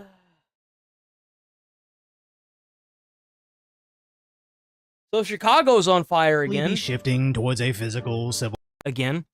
Media simply ignores the violence. They're secretly trying to convince their viewers to commit more. As just outside of Chicago, these anti-ICE activists are... Bro, you breaking in the back of windows of vehicles that are just trying to go by. And somehow... Like, what if there was a fucking kid in the back of that car? And you just threw a rock and you killed that kid because you hit him in the back of the head and his brain hit the front of his fucking skull. And you want to sit here and say that it's not okay for cops to use... Like, look at it breaking that windshield. You understand? That could kill somebody. Chicago, these anti... Like, if there was a kid in there, they'd be dead. ICE activists are actually attacking federal agents, seemingly unafraid of committing felonies, damaging DHS vehicles in broad daylight. You know why? Because they're not getting arrested for it. That's why. You start arresting people or you start using lethal force on these motherfuckers, it's going to be just like the terrorists that are like, I'm going to die for my cause. If you kill enough of those motherfuckers, guess what? You're going to get somebody that's going to walk up to be leader that's going to say, so I don't want to die. How are we going to solve this? I promise you it'll stop overnight. Like those are federal vehicles they're just throwing rocks into. What if there were kids in the back of that car? Like, what if there was an adult in the back of that car and that rock caved the back of their skull in? It was obviously thrown hard enough to break the windshield in the back of a car. While the mainstream media claims this is ICE's fault. ICE is the one who's been instigating all the problems. ICE is just doing their job. They're Americans.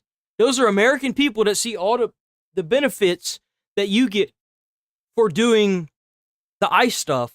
And they probably just signed up for it. Straight up. So you're attacking Americans, but it's ICE's fault. What the fuck? Our village and against our residents. They did not respect our local laws. They did not respect life safety issues, and they are causing problems and committing crimes. It's insane. Life safety issue. You're okay with people throwing rocks in the back of cars? And you talking to me about life safety? That's like if a Chinese company that had to put those nets up around the outside because people were jumping out of the buildings because of the work conditions being so bad they were trying to do themselves in. Are you talking to me? You talking to me about what my morals should be? Fuck off. The fuck? Hello? Thinks CNN sees these attacks, and instead of reporting the facts, they almost encourage their viewers to go out and commit more crimes because, simply put, they don't represent this country. As the attacks get worse, with 2 illegals ramming into an ICE vehicle. Both of them, I should say, are Venezuelan and in the U.S. illegally. One of them had an order for removal from 2024. A crowd formed up, and Chicago police say they started throwing rocks. But pay close attention to the chyron on Disney's ABC, framing this as federal agents involved in crash, where the other story opens up with a tear gas, vaguely framing this as protesters and federal agents clash, and a chase ends in a crash. Surveillance video shows they had been... You know what's even crazier? Is that you don't even find out that she waved a semi-automatic weapon at ICE agents before they shot her. I found that out almost 3 days after that it happened. You couldn't find that anywhere. Nowhere did it say that. It was like they were straight up trying to cover it up to spin it in a different way. Chasing the red vehicle in circles around the neighborhood for around... Just like MSNBC or NBC News, they had that one little child immigrant, not a child, they had a child, and they were trying to say that They were tearing the family apart and locking the dad up when the dad abandoned that little girl because he was an illegal immigrant, and he fucking took off and left the little girl by herself. 30 minutes and they had to do a retraction on it. The accident happened. Uber driver Eliseo Uribe was driving home when he tells us in Spanish, "The white SUV nearly hit me. I thought they were fighting."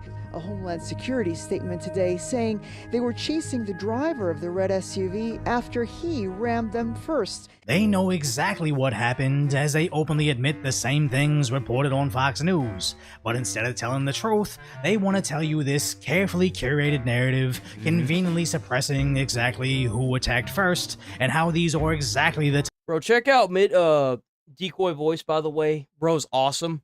He covers both sides. I like to stick to people that cover both sides. I don't really care what's going on with the left and the right. I care about how it affects us, and this affects us, because ICE agents are American citizens, and illegal immigrants aren't. type of people we wanted out of the country. Does that mean they deserve to die? Absolutely not. But if you want to throw rocks and stuff at people with the intent to harm them, then, well, you know, shit happens. They want to paint this picture, feigning innocence for the protesters. They're being baited into interactions that can justify action. Look, let's remember Baited into interactions that can what the fuck? Lady. Protesting peacefully is a right that we all have as American citizens, Audie, and one of the things that there's a big word there that everyone who reads the First Amendment can't seem to understand. Peacefully.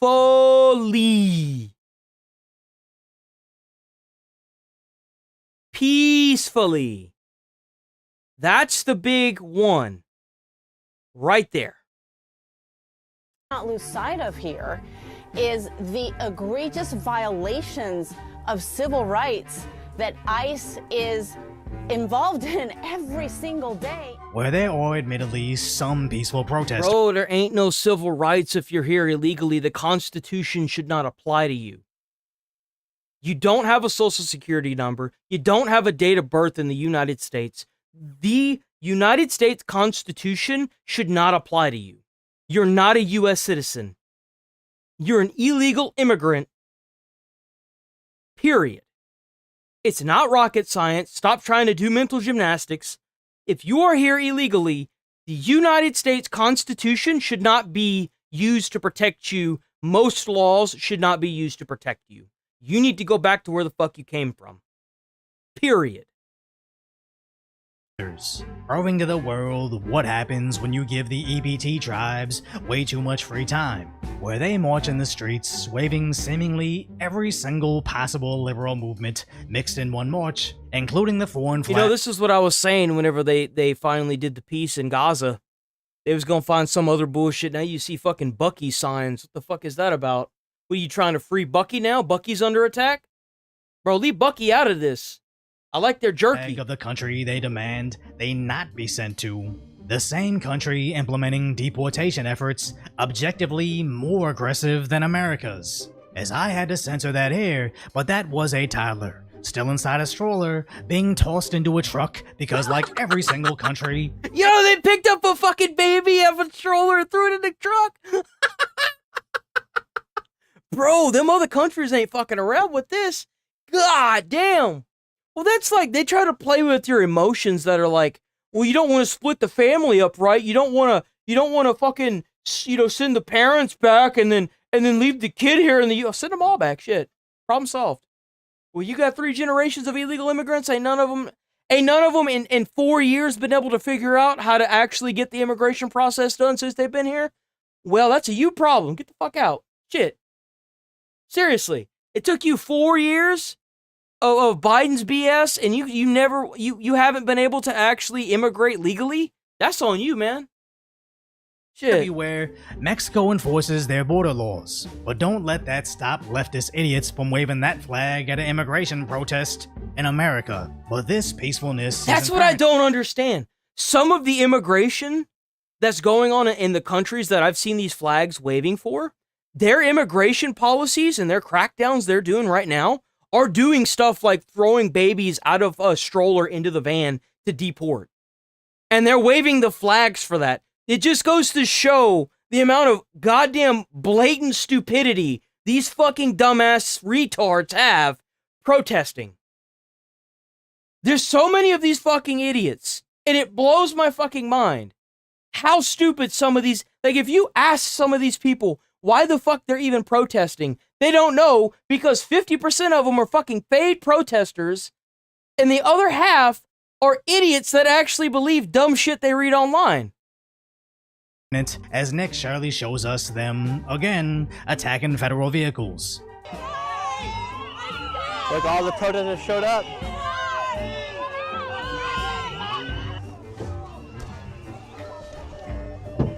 Whoa, whoa, whoa. Jeez. Where social media users actually record themselves tracking ICE down, as China's TikTok makes a trend out of Chicago's rammers attacking America's homeland security, as sometimes they actually assist in people evading arrest. But TikTok isn't the only app, as ultra-left Amazon's Ring app is also utilized to track ICE. Where Are you fucking kidding me? Ring is doing the same thing. Bro, they gonna get Ring taken down? What the fuck? Media users even teach each other how to use this information to stifle ICE's operation. If you post on Stop ICE, you can either post confirmed or just suspected sightings of ICE, and this will push out to all of their subscribers. What you need to film the faces of the individuals being detained and the individuals doing the detaining. So whether you know why? So that way they can dox and try to ruin their fucking life.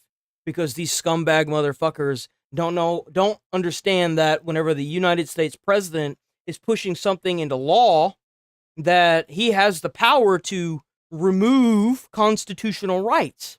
So as long as you keep doing this, there is a chance that Trump might actually start removing constitutional fucking rights, because it's a piece of paper.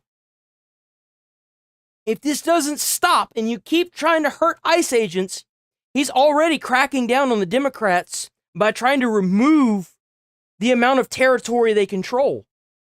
You keep fucking around like this, and they're going to start removing constitutional rights. they present themselves as ICE officers, they might lie and say they're local PD. People who you know are sympathetic to the cause, people who you know are vulnerable to the cause. You need to connect those two groups. Sorry, I'm getting emotional. I just... Oh, no. Poor thing. Witness another. I just want to make a quick note of how she's recording this from the inside of Tesla's top-tier premium vehicle. Right? Bro, that's what I keep seeing. I keep seeing all these privileged white motherfuckers that live in these gated communities that clearly have enough time in their fucking day where they're not working until their fingers are fucking bleeding to sit here and say this shit in their white gated community in their fucking multi-million-dollar fucking houses, or these apartments that are so fucking much money, like for a one-bedroom, it's like $2,000 a month. And they're out here fucking protesting all hours of the fucking day because mommy and daddy's paying for everything, or the trust is paying for every fucking thing. It blows my... Go get a fucking job. Get the fuck out of here. Trim, the white interior 6-seater costs over $110,000. Jesus! So this anti-ICE activism has spread beyond the EBT tribes squirming around the dirt to defeat ICE. I don't think it was ever the EBT tribes. That's the problem. It was always these entitled fucktards that get out here that have the ability to just do fuck all 5 days a week or 6-7 days a week, all hours of the day, because they're getting money from somewhere and they don't have to work. That's the problem. It was always these privileged assholes. Now have the wealthiest, well-to-do liberals joining in, even while wearing their work shirt. Get tennis rackets on the front lines, so when this is for with tear gas, if a tear gas can is sent to you, you take that tennis racket and you hit that bubby, you hit that thing as far as you can, straight back at who's ever shooting them at you. And while they're doing this for free, they're literally aligning themselves with the cartels who have reportedly placed bounties. That's right. That's a thing, by the way. They're still doing that. We covered that a little bit a while ago. The cartels still have bounties on ICE agents. So if these states try to pass laws that make them remove their face mask, their entire family could be at risk. $50,000 to get immigration agents. And let's just zoom out for a quick second. Illegals ram their vehicles into federal agents. The mainstream media says this was just a crash, but make sure you get out there and protest. Local well-to-do liberals join in on impeding law enforcement, assisting in the Mexican cartel's efforts. It's almost like they're purposely siding with evil, just hoping their audience is... You're missing one thing, by the way. He's missing one very, very important detail that I know he doesn't know about. They were paying content creators in upwards of $5,000 to side with this. Just so you're aware. They were paying for this. It's too stupid to put the pieces together. As that original crash ended in tear gas, to which the left cried, ICE doesn't care about safety, there was a baby there. As Asmongold replies, why bring a baby? And I think the answer is obvious, but terrible. They want to use them as a shield. Where they never want to argue laws or logic. It's all about who has the saddest imagery, because their base doesn't operate on reasoning, but whatever makes them the most emotional. As Chicago's mayor says, and the only reason why I know that is because Asmongold covered it. It was leaked because a content creator was offered a contract to do it, and they copied it and they leaked it. Illegals is defending humanity. And in order for our country to be a place... Hold on. Chicago's mayor said, this is going to say everything you need to know about these people. Right here. Protecting illegals is defending humanity. And in order for our country to be a place of promise and hope and opportunity for people around the globe who have called the city of Chicago their home, it's why we're so committed to ensuring that we're protecting our democracy and defending humanity. I have a few things to say about that. Number one, just because you're born doesn't give you the right to come to America. If you're born in America, great spawn RNG. You made it, buddy. Number two, allowing illegal immigrants to come in and cause chaos is not defending your democracy. It's hurting the hardworking Americans that are trying to find jobs so they can support themselves with an already inflated market because of all these low-waged illegal immigrants taking jobs. And the housing market's skyrocketing because all these immigrants are all piling into one fucking house and making the housing market skyrocket. Number three, I can keep going. Instead of worried about all these fucking illegal immigrants in your own state of Chicago, why don't you worry about the veterans that are homeless, that have served their country and need a place to live so that way they can get on their feet and have a job? Why are you worried about some fucking foreign illegal fucker whenever you have veterans and that have lived and breathed American patriotism, and they're living and breathing rat dust because they can't get a damn home in your state? Number four, I feel like as an American, I should be my rights and my considerations, my rights as an American and my prolonged rights of being in America should be under consideration when it comes to what I think and feel about illegal immigrants being here. My family's been here for generations.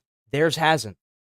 They came here illegally and used the American Constitution to stay here. I feel like as an American whose family has been here for generations, and for every other legal migrant that has migrated here legally, I talk for them as well. The United States Constitution should not even be applied to illegal immigrants. They shouldn't. if you're here legally and you migrated legally, you got in via work visa, or, you know, you worked in the army or the military or something like that, hell yeah, you did it legally. If you just cross that border expecting everyone to be okay with you being here, it's the minority here. Sorry. That's all I got to say about that.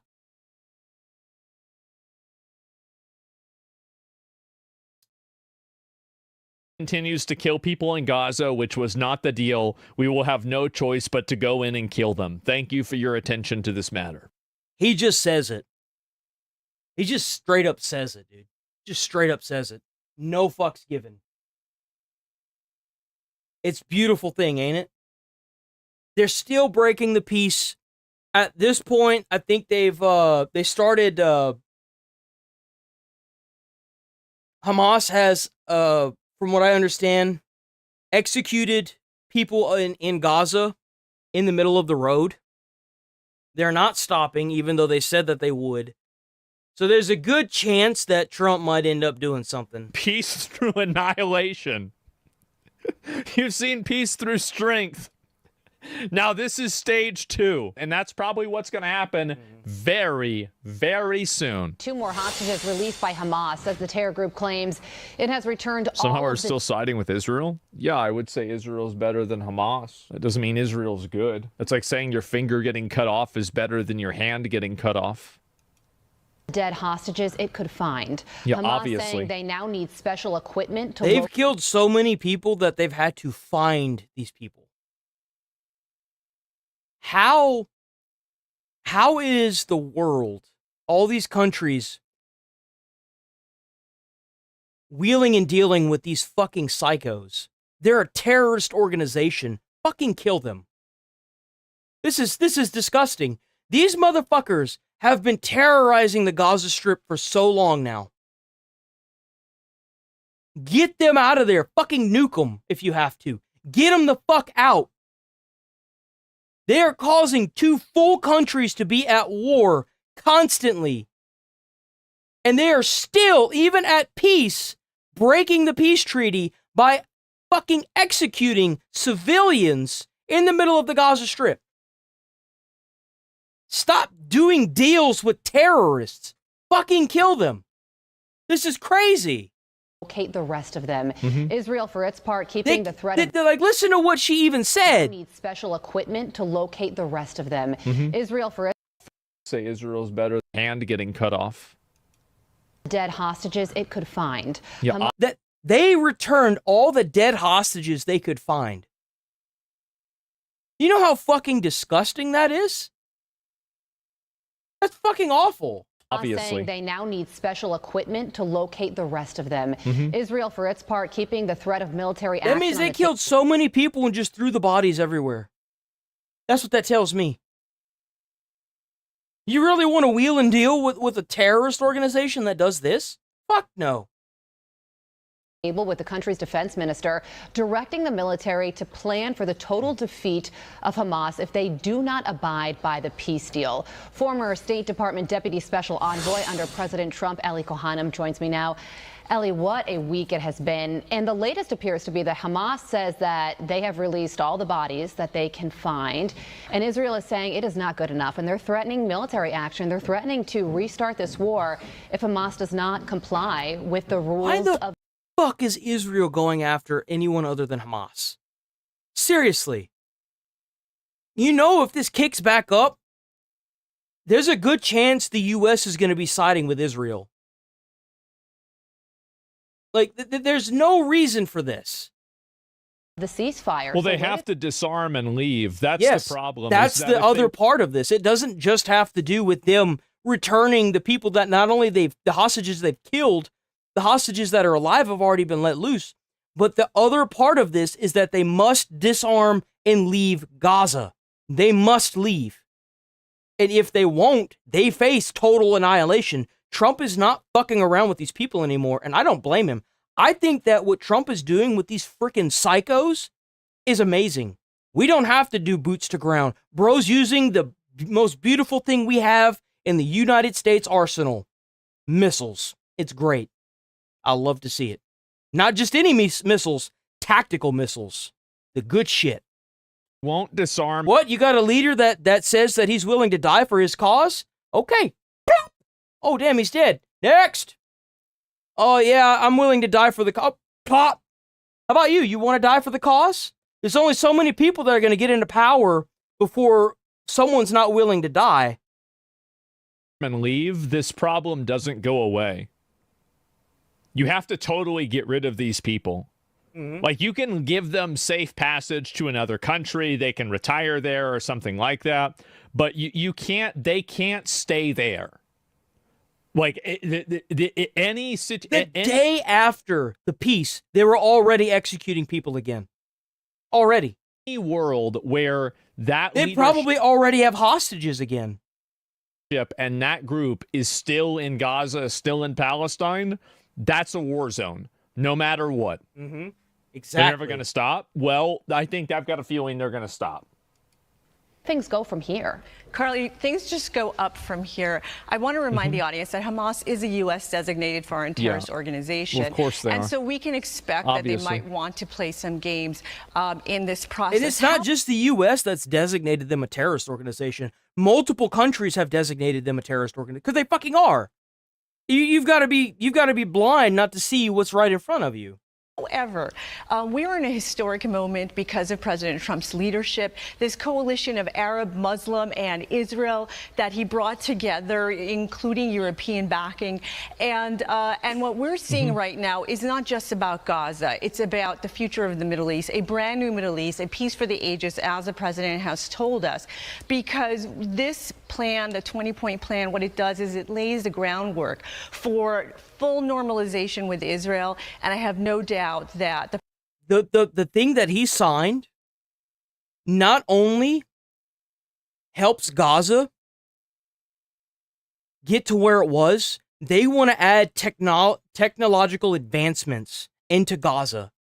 They want to make Gaza 2 times better than what it was before this. And it's not just the US, it's multiple countries that have signed this and want to help.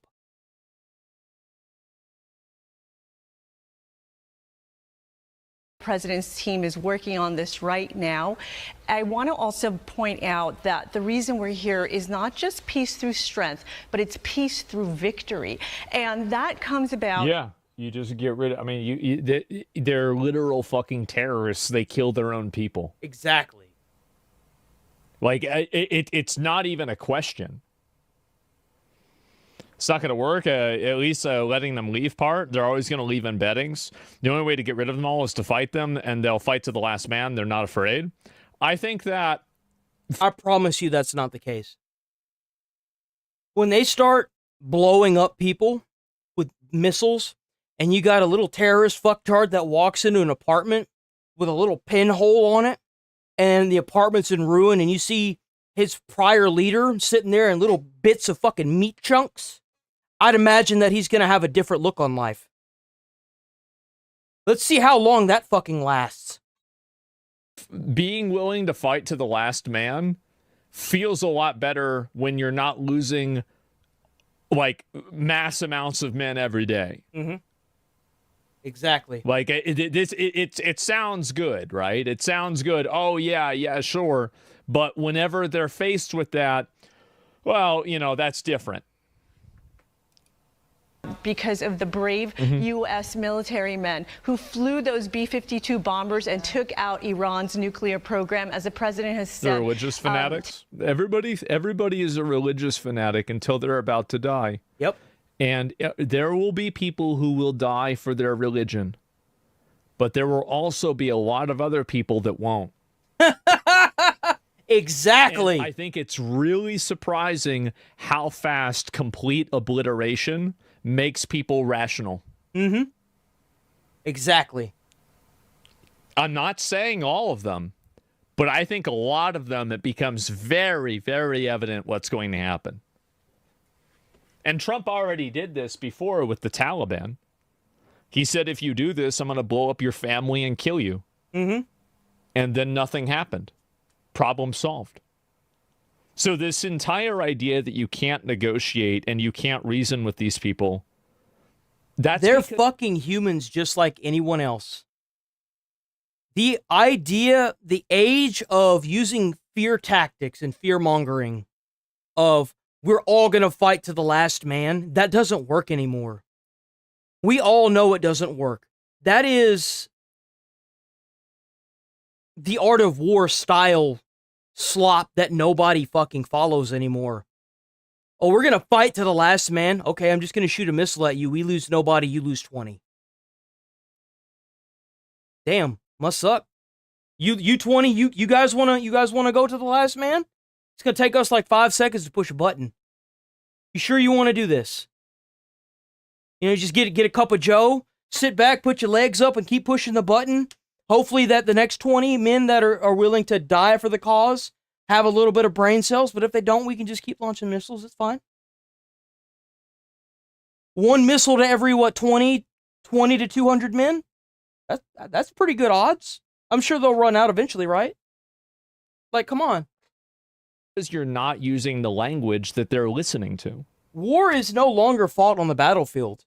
And when you come across, it's just like how the Avatar movie was whenever the aliens were shooting arrows at the rocket ship. Well, you didn't kill any of us, but we just took out the fucking tree. Damn. Like seriously.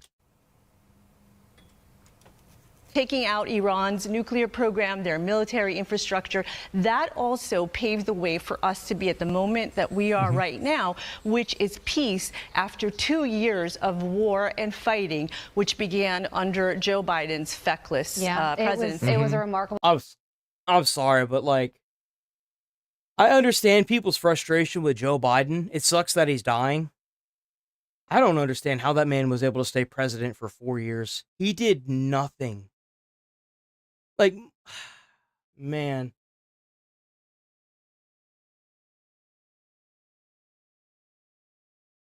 I just don't get it.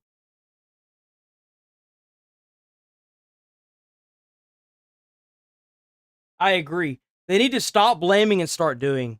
And you know, I honestly think that Trump has done a pretty good job at that now. He still blames, but he's ended so many wars that you really can't, like, you can't hold everything negative over his head. You can hold some, like the Epstein files, but, you know, I'm going to use the bathroom. I'll be right back.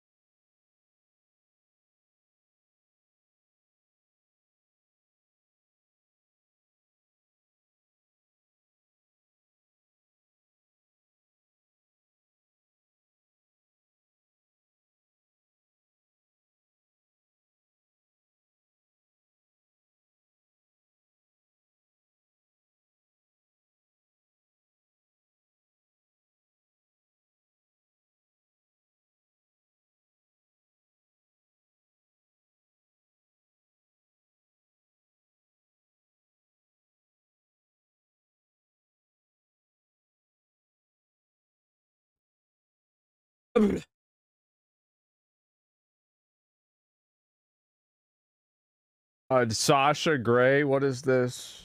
I saw someone who provided info of the caller when he showed it. He took out the contact points and put electrical tape over it. I watched the same. Yo, low key, I thought that her cushion behind her head were cat ears. Clip. There's no tape, and you can't take those points out.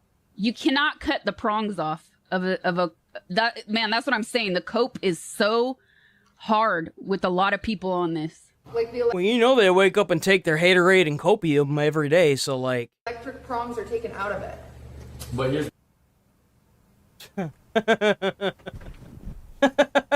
It's like, this is the kind of stuff that like you would expect would be in like a sitcom, right? My thing, right? Oh, I don't want to watch any more of this. I saw someone who provided info of the caller when he showed it. He took out the contact points and put electrical tape over it. What? No. There are no there's no tape, and you can't take those points out. You cannot cut the prongs off. You can't do it. You can't. That's It's what I'm saying. The impossible. cope is so hard. I'm gonna put that prong on with one hand. So what I'm gonna do is I'm gonna put that on the prong. So you can Okay. see I'm holding it right there. Now, what do you think the odds are that I have enough grip strength to do this? I'm going to give you 20%. With one hand? Sure. 20%. One hand. Easy. Okay. Yeah. Ready? Yeah. Done. Look at that. There What it happened? is. It's done. Are you fucking shitting me, Taylor Lorenz? Hassan pleads with his chat to move on from Collargate. I don't know. That's what I was saying. I've been saying this the whole time with K911. The best thing Hassan can do, stop fucking talking about it. Stop talking about it. Because the more you talk about it, the more I'm going to farm it. He needs to tell his moderation team, just ban anybody that comes in and says X, Y, and Z. And then stop talking about it. Just ignore it. It'll go away on its own. But he keeps gassing it up. You notice he doesn't even have the damn dog in the background anymore. Kaya's just gone, bro. Probably done sold the dog. He's like, yeah, I can't have my background prop anymore, so I sold the dog. To say about this stuff. I don't know. It's just, please. I need to do my job. Okay. There are a lot of adults in here, and there are a lot of young people in here as well that want to hear about the news. Okay. They want to hear about what's going on. Please, for the love of God, you know the truth. It doesn't matter. What I have to say, I'm in his house. I looked at the collar. The collar is taped off where I love that also the LA streamers, this bubble, these dumbasses are tripping over themselves trying to protect Hassan. It's great, dude. I love to see this. You could really see the IQs come together. Just say this. It's so good.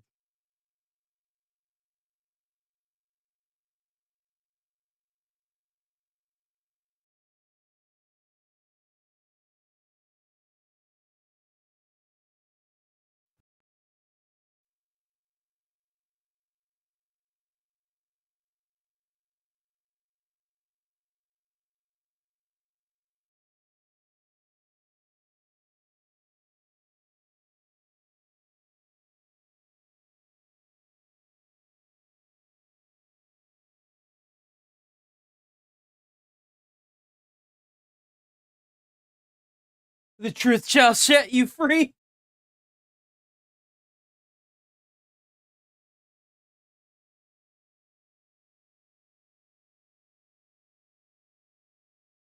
I take it that legendary 3D gamer left.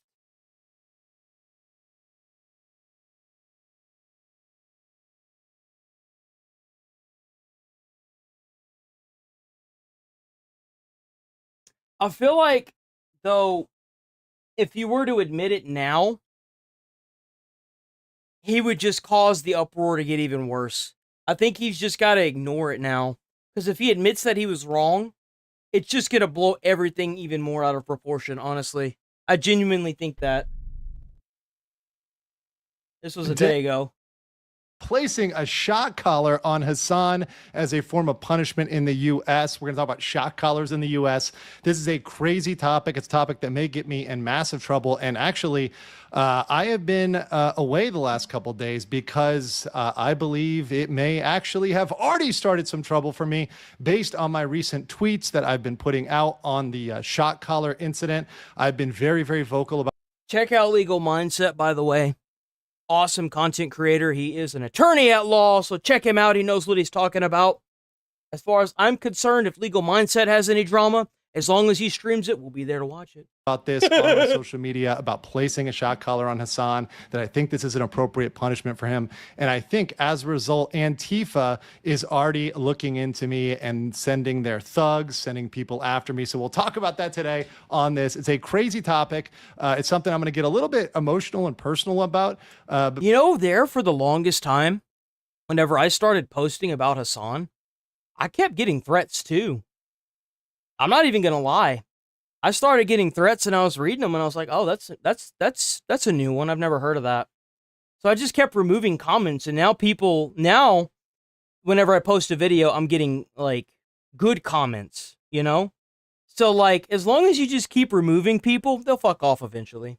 Mostly because the last couple days have been really difficult for me, being by myself out here and dealing with some crazy stuff, possible Antifa stalkers, woke white women stalkers.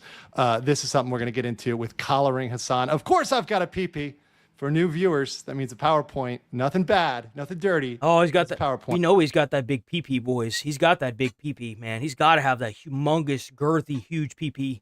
So we're going to talk about that today. That PowerPoint on always Legal hits, Mindset. man. Once again, this is a fast facts video, so the quick and dirty version of the latest in legal news. I'll have a live where we go more in depth. I'm going to play the video of Hassan shocking Kayla. And also some new video that Tectone threw out about that. Shout out to Tectone. So he's a real homie. So we'll go for that on the live, but this is the quick and dirty version where we just get through the basics. So let's talk about, first of all, Antifa, why this is a dangerous topic. So, and this is something, once again... it's a dangerous topic because Antifa are terrorists. That's why it's a dangerous topic. It is super dangerous. I've been nervous to talk about I just want to let Antifa know that if they got a problem with me, I got a magazine with 7 problems for them, okay? And I don't miss. Yes.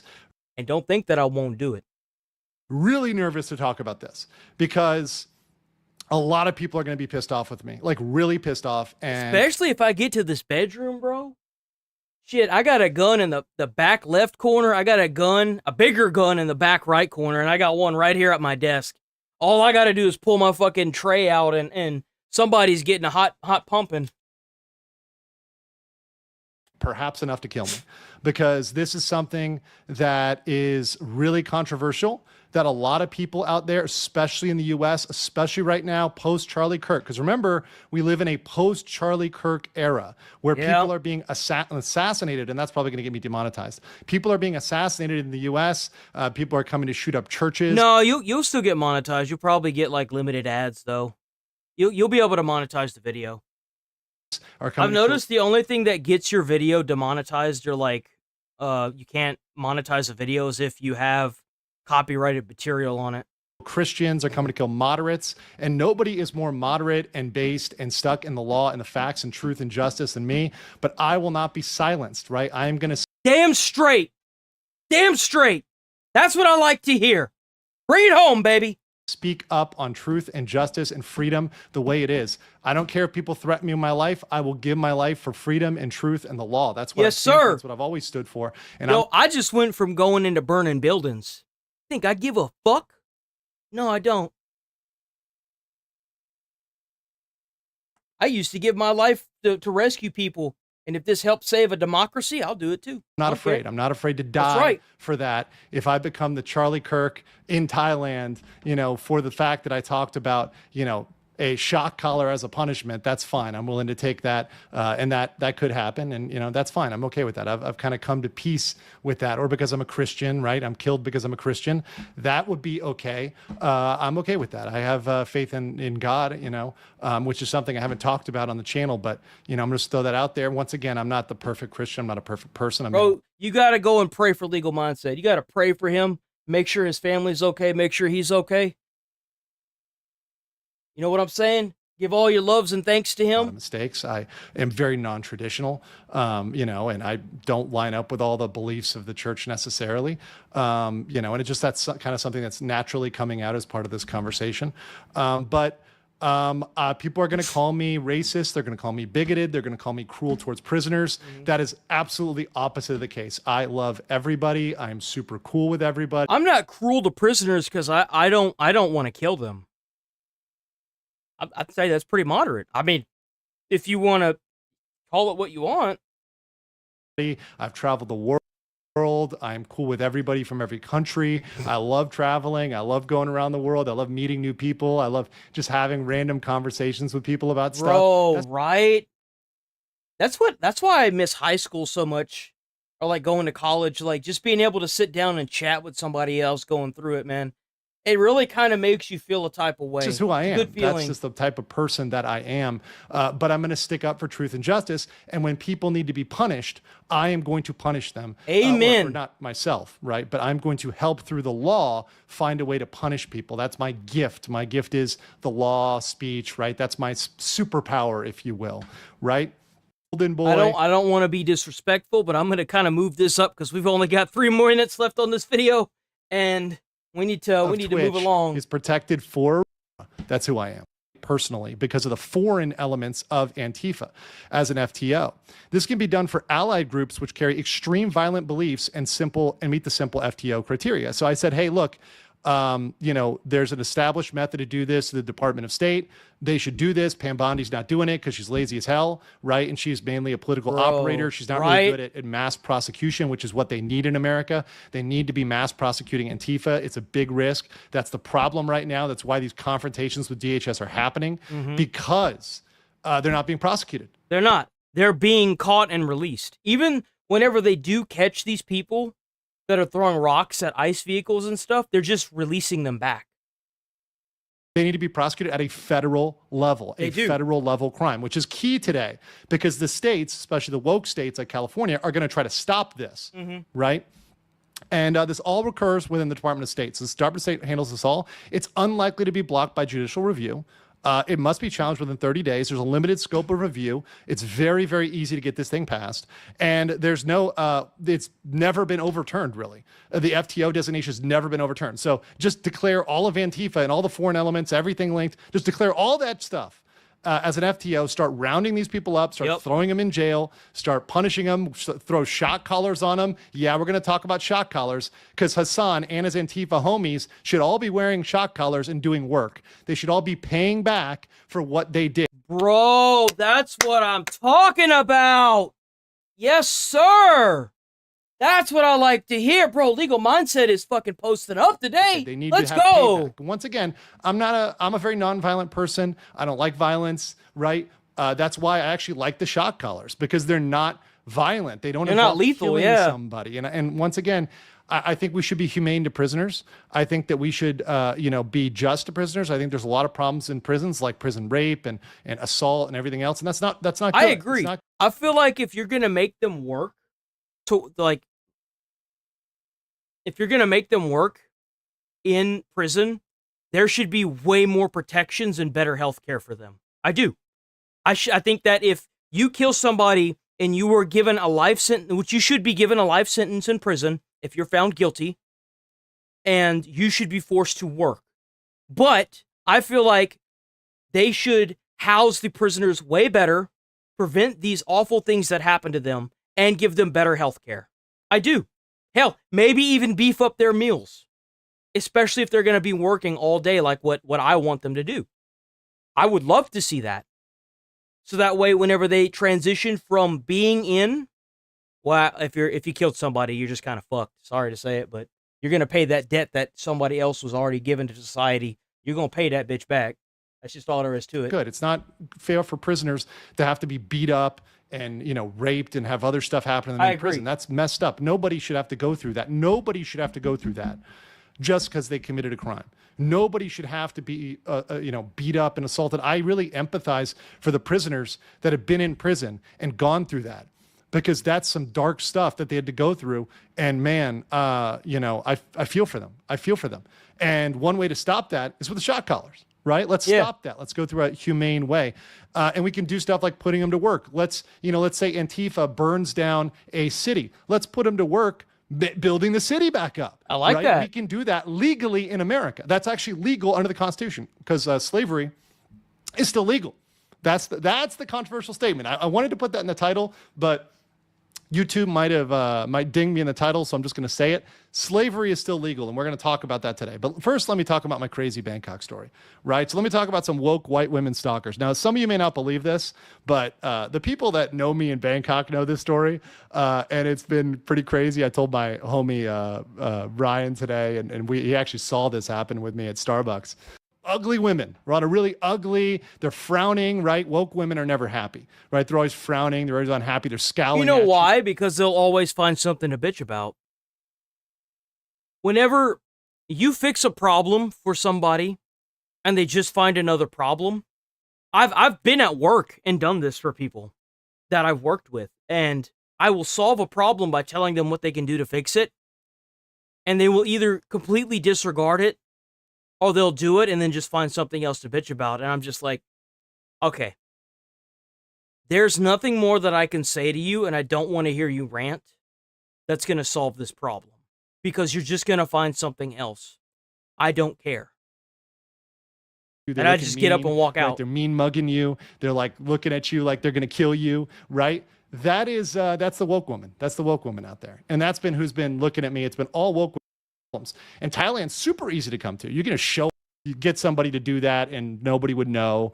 Next, let's talk about what the actual subject here, which is Hassan hating dogs, not my crazy Bangkok life. Although I do want to start doing more IRL stuff here because Bangkok's really cool and a lot of people need to see that.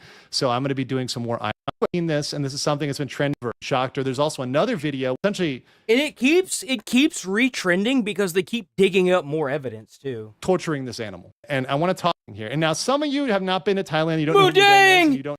No, that. Soon that animal will be fully leveled and it will kill. Know what this thing is behind me. I'm going to explain real quick. It's north of, I still love it. This is my freedom, this style, because it's like freedom doing whatever. Oh, it's a Mudang plushie. Kind of cute. You know, can't imagine. He was to hurt women, right? That have a pure heart and that are kind and that are caring, right? Like that's exactly what I love, right? That's my weakness. Someone ever hurt Mudang? I would assemble a team. Now, I'm like I said, I'm not with anybody. I'm by myself here. But I would take all the money I own, and I don't have a lot of money, but I would take that money and I would assemble a team like Jean Lafitte, like a pirate, right? You'd go hunting, wouldn't you? That's okay, Mudang's. All right, let's take. I see I'm just gold and, gold and freedom and women, right? That's all good for me. It's all. Is it such a sin to like those things? No. Think about somebody torturing Mudang. At least kind of half-assed and they don't know what they're talking about. Maybe they're just joking around. They're like kind of joke lawyers or pretenders. Slavery nor involuntary servitude, except as a punishment for crime, whereof the... Oh, I always wondered about that amendment. Because, I remember reading that and I was like, wait a minute, doesn't this technically mean that if you kill somebody, you can be put to work under the 13th Amendment? But then people would get in my comments and be like, you mean slavery? And it's like, technically they owe a debt to society because they removed a working member of society. Like if you're a homeless dude and you go and shank somebody who's an active working member of society, you owe society a debt. You do. Party shall be duly convicted, shall exist within the United States or any place subject to their jurisdiction. So the key here is except as punishment for crime whereof the party shall be duly convicted. So what that means is slavery and indentured servitude is legal. Once again, controversial. This could get me in trouble. This could get me killed for saying slavery is legal, because think about the headlines. People are going to say legal mindset says slavery. I'm gonna make it fucking my headline. I'm going to make it my title. I'm going to put legal. No, I won't say legal mindset because I don't want to get him into any trouble. I'm going to be like, the 13th Amendment, the 13th Amendment, the 13th Amendment says technically slavery is legal. So it's legal. Okay, listen to the whole video, idiot. Right? Finish the video and you'll know I'm talking about the Constitution, which is what it says. And no, that's not something that I'm trying to go off on a wild interpretation. Look up the facts. The majority of prisoners in the U.S. are forced. That's how I had to look up the First Amendment. I had to whenever they killed Kirk. I was like, because I knew that it didn't say that you could just attack people. I was like, that doesn't seem right. And I looked it up. I informed myself, and sure enough, it's bullshit. These motherfuckers they go off on these like crazy like tangents, and they don't even read the source material. Labor. They're forced to do labor in prison. It's normal in prison in the U.S. Now, woke states like California are trying to get rid of that. I'll talk about that later. But, and some people hate the truth. They hate the fact that the truth in the... You know why they hate the truth? It's because whenever you prove somebody wrong about something, all you do is make them angry. Have you ever noticed that when you win an argument with anybody, they immediately get angry and aggressive because they know they're stupid as fuck. And now that they've lost that, they want to act big and tough. That's what they do. Because they're emotional. They're emotionally driven individuals. Is that slavery is legal for prisoners. Once again, it's important for prisoners, not regular people, right? We're not talking regular people. We're talking about for prisoners, okay? And that's the truth. And if you don't like that, you don't like the truth, okay? There you go. And I will die speaking for the truth and freedom. That's worth it for me. I stand for the truth and freedom. I'm not afraid for that, right? You know, like if you have a life sentence in prison, you should be required to work until the day you die. And most life sentences are because of murder. Like if you fucking kill somebody, you no longer have a life in society. You have to pay that debt. Welcome to jail. Once again, if I die, if I'm Charlie Kirk for standing for truth and freedom, whatever, it just happened, you know, like I was speaking up for truth and freedom. That's worth it, right? That's worth it. Kind of sad that you have to fear for your life for just speaking the fucking truth in a country where freedom is supposed to be the thing. That's worth it's it in sad. life and for truth amendment. The usually make jails like country clubs. They want to make jail like it's a party or whatever, which it shouldn't be. You should have, on some level, you should have to pay back to society, or you should be doing work to build up, right? Mm-hmm. If you did something wrong, you need to restore that, right? You need to make it good. And that's normal, right? Do something wrong, make it good. That's the basic principle. If I did something wrong, I would make it good, right? And people all know that. Everyone knows that. If I did something wrong and you tell me directly, not indirectly, you tell me directly exactly what I did wrong, then I will make it right. Everybody knows that. However, this sort of thing about forced labor and jails, that is strongly opposed by Trump, right? That should be, I said that wrong, and should be opposed by Scandinavian countries that have like, no, we don't need. Well, like some countries, they kill you if you're convicted with murder. So you're absolutely right. Like you should be grateful that you're able to work in prison. Everyone fucking works. Like if you kill somebody, you should be, and you get convicted with a life sentence, you should be forced to work in prison. I feel like a lot of these corporations could benefit from getting rid of these illegal fucking immigrants and using the prison system of life sentence prisoners and putting them in factories and telling them to work. Seriously, 100%. For shock collars come in. Shock collars would be more humane than violence, right? So once again, takes away to inflict harm around more than if someone watching SF, right? If you all of a sudden the violent guy's trying to do that, that he might die or take his weapon or whatever else, so they can't stop that. Right, so this makes it safer for the prisoners, right? Because they're all wearing the shock collars, right? And you can make them comfy. It's just like if you've seen Deadpool 2, whenever everyone gets into that like mutant facility, they all have collars. It'd be like the same thing. Don't have to make them like uncomfortable. We have the technology to do this, right? And it doesn't have to be two barbs that stick into your fucking neck. There are collars out there that I'm sure, like the muscle stimulators, can do the same thing. Shit sucks. Corrective punishment. So it's like Pavlovian, like training a dog. Bro, you get out of prison and your neck muscles are just fucking tense as shit. And you look at everybody and every time you move, you can just see like the fucking veins and the muscles in your neck. And you just look at him and be like, dude, you had a hard time in prison, huh? And he's like, yeah. Right? It's like, okay, don't do this, right? And then they're going to do that, right? And, once again, this is why, if Hassan is using it to train the dog, right? Well, okay, if Hassan thinks it's okay, well then whatever, then it needs to be used. Well, like that's the whole reason why prison is such a thing, is like it's supposed to be a deterrence and it's supposed to rehabilitate you and put you back into society. But man, it's a fucking vacation now. For prisoners, once again, equality. This is why I'm saying Hassan needs to wear the shock collar, because he needs to get the same punishment. Right? It's also cost effective. And once again, limit this to users that, some prisoners. I mean, we'll think about it deeply. This is just my random thought here. Down and answer criticism, apply it fairly. Apply it to everybody. Yeah, I agree. So my conclusion is Hassan Piker deserves to experience the pain of a shock collar as fairness for what happened to Kayla. Yo, low key, if Hassan admits that he shocked Kaya, he should just wear a shock collar for the stream and make it to where every time someone donates and how much they donate determines the intensity of the shock. Seriously, I feel like if he did that for one fucking stream, all would be forgiven. Seriously. And he has to set the time too. He has to set it like for like 6 or 7 hours. The judge is within his rights to order this. They can do this under the current Constitution. Now, it probably needs to be a federal offense. Wake up, Pam Bondi. Wake up.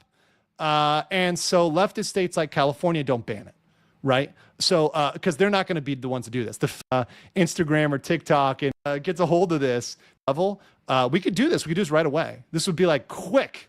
You could even take the collars that exist and just like modify them for human size probably, and that would work. I don't know. I'm not for today. Hopefully things, which may or may not get me in Legal trouble. Mindset, by the way, fantastic video. Definitely a little bit longer than I like, but you know what?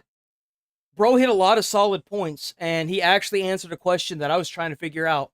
Because I always told myself if I ever sat in front of a lawyer or someone who is an attorney at law or anything like that that does like legal stuff, I would ask them that. And he totally just answered a question for me. So W, Legal Mindset. All right, we got Midwest Safety, and then we're rolling out of here for the day.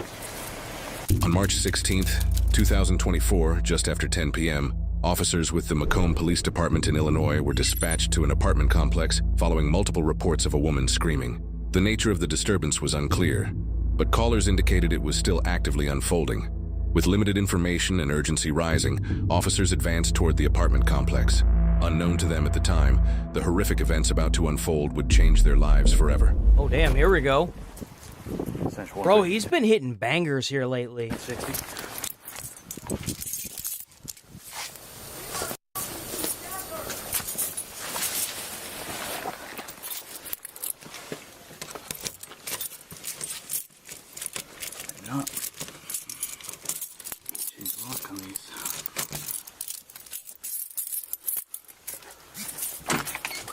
Oh, it just opened.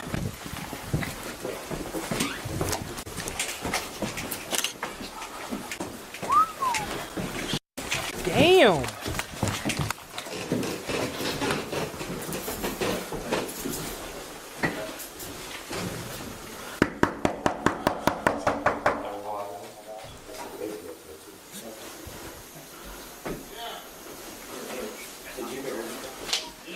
Macomb Police, open the door.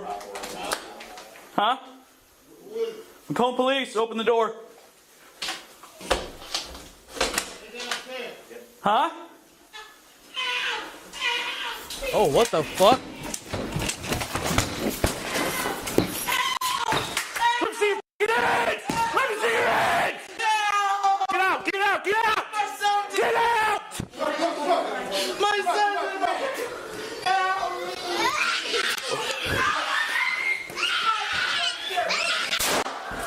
Oh, get dropped, bitch. Oh, fuck! No, no, no, no, no! No!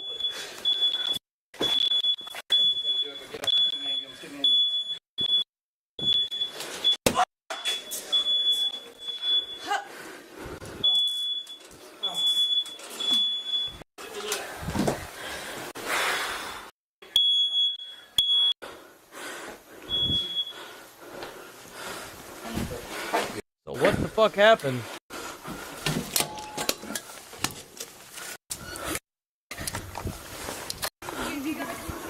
Did he accidentally shoot the kid?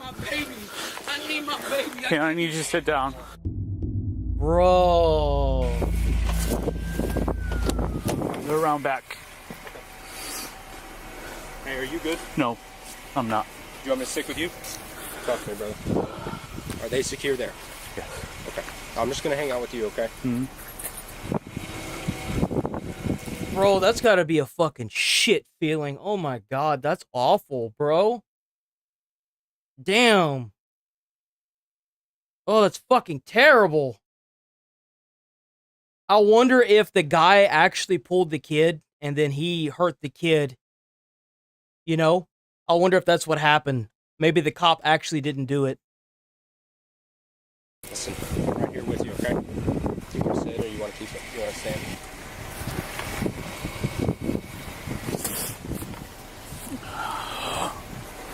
Listen. Okay, you did what you did. I don't know what happened, okay? Decisions were made. They were out of your control, okay? You did what you did. Listen. Hey. Look at me. Look at me. Decisions were made that were out of your control, okay? You did what you did, made the right call, okay? To protect you and yours, okay? Don't question your judgment. Don't do that to yourself. You can't control what other people do and the decisions that they make. Know that. Know that whatever happened, you acted with your training and experience, okay? And you had to handle things, okay? Sir, hold on. Where you headed? That's what I'm thinking happened too. I think the guy that was robbing the lady shot the kid, and then he shot the guy. And this cop thinks that, I mean, whenever your brain, I don't think this way. I don't know if it's because I'm wired different, but if I'm in a situation, and I can speak from experience because, like, whenever I was becoming a firefighter, I had no idea what it was even about, but I told myself it's just another job, right? And this is going to be very, like, fucked up way of looking at it. But I told myself, I didn't even think about running into burning buildings. I didn't care. I saw the schedule and I saw how much they made, and I was like, yep, I'm doing it. And I did it. So for me, a lot of people, whenever they say, well, I'm the tough guy and da-da-da, I'm not tough. I got a gun, and I know I'll shoot somebody if someone fucks with me. I know that. I know that if I was in a situation where the robber, murdered somebody and I shot and killed that murderer, I probably wouldn't give two bats at an eye, because mentally, I'm not wired to say that it was my fault. I did what I was supposed to do. And that's probably one of the reasons why I'll never be a police officer, because I'd probably fuck some shit up, not even thinking about it. Honestly. And I don't know if that's like an oblivious thing, if that's a mental illness thing. I don't know what it is. But I, even now, can't think that way. It sucks that the kid died, no doubt. I'd feel really bad about that. But I wouldn't blame myself for that. I guess that's what I'm trying to say about it. I couldn't blame myself because I'm not the one that grabbed the gun and put it to someone's head. Now, would I shoot the guy still? Yeah. Even if he threw his arms up and I saw what he did, I would unload the magazine into him. I wouldn't care. I just wouldn't. Who's involved? You? Okay. Anybody else here? Yeah. If he shot both, that's definitely different. I don't think I would handle that very well. Like if something like that happened and I accidentally did shoot both, I wouldn't be able to handle that very well at all. I'll be completely honest there. If I know that what I did was like one shot and I hit both of them, I couldn't handle that. I probably wouldn't. I mean, anybody else with you at the time? Yeah. That would definitely be different. So, man, what's going on? Domestic here. 116, 550 is wanting to know if there's any more medical attention needed at the scene. I honestly don't know. I withdrew myself from it, so I know Keanna Miller had been stabbed. And I shot the suspect as a baby. Wait. I'm getting here late. You shot the suspect? Yes. Okay. All right. Let's have a seat. All right. How many shots you probably remember? Okay. Let me just hang tight right here, and let me find out what's going on. And you said that the suspect was hit and a baby? Okay. Let me find out what's going on. Do we know? Damn, that as far as sucks. Yeah. Okay. Sit tight. I'm gonna run inside there. That's awful. Go around the back.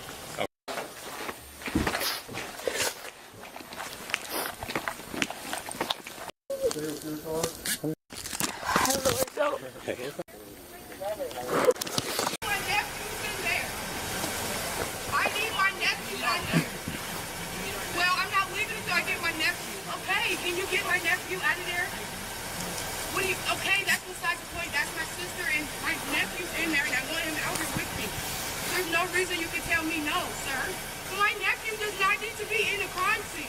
Can you please walkie-talkie them to give me my nephew? Please and thank you. Hey, I need my nephew. We're here for my nephew. It's a crime scene. I need my nephew. Okay, where is he at? He's in the house. My sister just got stabbed in her house, and they took her to the hospital. I need my nephew. Barry is in the hospital. He told me there was nothing best to do. That's what he just told me. So who do I need to talk to get my nephew?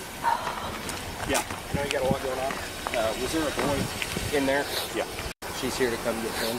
Okay, so He's gone. Okay. So tell them as soon as we can we're gonna. Bro, you know that guy got out there from a fucking stone cold sleep. He has no idea what's going on. Get them some help. Best I could tell. Correct me at any point if I'm wrong. Domestic. Okay. Kiana Miller was stabbed. Okay. There's a deceased adult male that's naked and a deceased child. Okay. Appears gunshot wounds. He stabbed him in the head. He stabbed him in the head and then Got shot the him. guy. Yep. Okay. Where's he at? They're both in the Who's he? number The 6 shot. on the back. The dead people are in 915. So OIS. On the back. OIS. Go around the back side. There's officers on the back side. Is anybody notified state police or anything? Yes. Yeah. Jordan is getting them spun up right now to have the state police show up and take it over. Okay. They're already. All shots are accounted for. Gok's taken care of. I'm going to take Gok and Cameron to the PD, and I'll handle stuff from there. Nick's on his way there right now. I'm Okay. I'm having meet you. Tom, this is good. Damn, bro didn't even shoot the fucking baby. He fucking stabbed him in the fucking head. What a goddamn useless. Man, I could already hear the Antifa people. Well, you know, you can rehabilitate him and put him back onto the society. Motherfucker's where he needs to be right now. 6 feet under the fucking ground. It's going to be your scene. I'm going to take care of them. Okay. Jesus fucking Christ, man. For the male, I guess. And then Gok put the male down. Yep. Okay. Where's the male? In there Upstairs. next to the kid. Okay. You good, brother? That's You're good. crazy, bro. You're good. All right. Somebody notified. Yeah. Both the suspect, 57-year-old Anthony George, and the 4-year-old victim, Terrell Miller, were pronounced dead at the scene. When officers entered, Kiana Miller, Terrell's mother, was covered in blood, having been stabbed multiple times. Anthony George was holding a knife when Officer Gok ordered him to drop it. George then grabbed Terrell, holding a knife to the child's throat. Officer Gok fired a single round, striking both George and Terrell, instantly killing them both. George had an extensive criminal history and had previously pleaded guilty to murder in 19... Bro! How was this fucker out? Are you fucking kidding me? Motherfucker pled guilty to fucking murder in 1995! God damn! That's the kind of shit that pisses me off right the fuck there! Motherfucker killed somebody. Why was he not given life in prison? Bro, like at that point, it ain't even the fucking cops' fault. You gotta be fucking kidding me with that shit. Get the fuck out of here with that, man. 1995. His most recent charge was for domestic battery. Bro fucking killed somebody and said, yeah, I killed the dumb bitch. And get life in prison? Who the fuck comes up with this shit? Bro, how much do you want to make a fucking bet that if that cop didn't roll up into that apartment, he was gonna stab that bitch to death and then he was gonna go and kill that child? They walked in on a fucking murder literally taking place. That's what the fuck happened. What a fucking joke of a fucking system. November 2023, internal investigations concluded that the shooting was justified and did not violate department policy. One investigator stated, "Now as to Terrell Miller, that was found to be accidental. I don't think in any way, shape, or form anyone felt that the officer's intent was to go in there and hurt young Miller. While no action will be taken against the officers involved, Kiana Miller, Terrell's mother, has filed a lawsuit against the officer who fired the shot. The case will be decided in federal court." Now, this is something no cop wants to have to...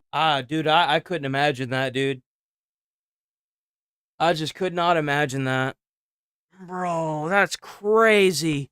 The motherfucker got out after he pled guilty to murder. Why the fuck would you let somebody out of prison if they pled guilty to fucking murder? That's crazy. Bro, bro, that has me steaming. I am just, my God. He pled fucking guilty to it, man. That's nuts. Bro, W video, by the way. W video, Officer John, Midwest Safety. Man. Like always, he's got bangers. Alright. We're gonna roll out of here for the weekend.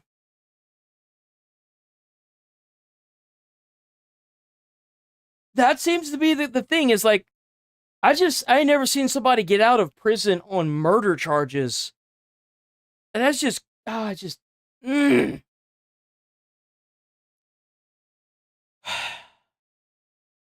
can't with that, dude. I can't. How do you fucking catch or release a murderer? If you commit murder, you don't need a plea deal. You don't need anything. They don't even need to take your word into consideration. You killed somebody. Send your ass to jail forever until they find evidence that states otherwise, or until you die in prison. Period. Shouldn't be no damn number sitting there of how long you got to be in prison. Should be words. Life. That's what should be there. How befitting of a video right after the Legal Mindset one, though, by the way. Like, Christ, man. Yep, I'm out of here. Have a good weekend. I'll be back on Monday. Stay safe out there. Try to put a smile on someone's face over the weekend. You might change their whole damn outlook on life. Who knows? I'll be back on Monday.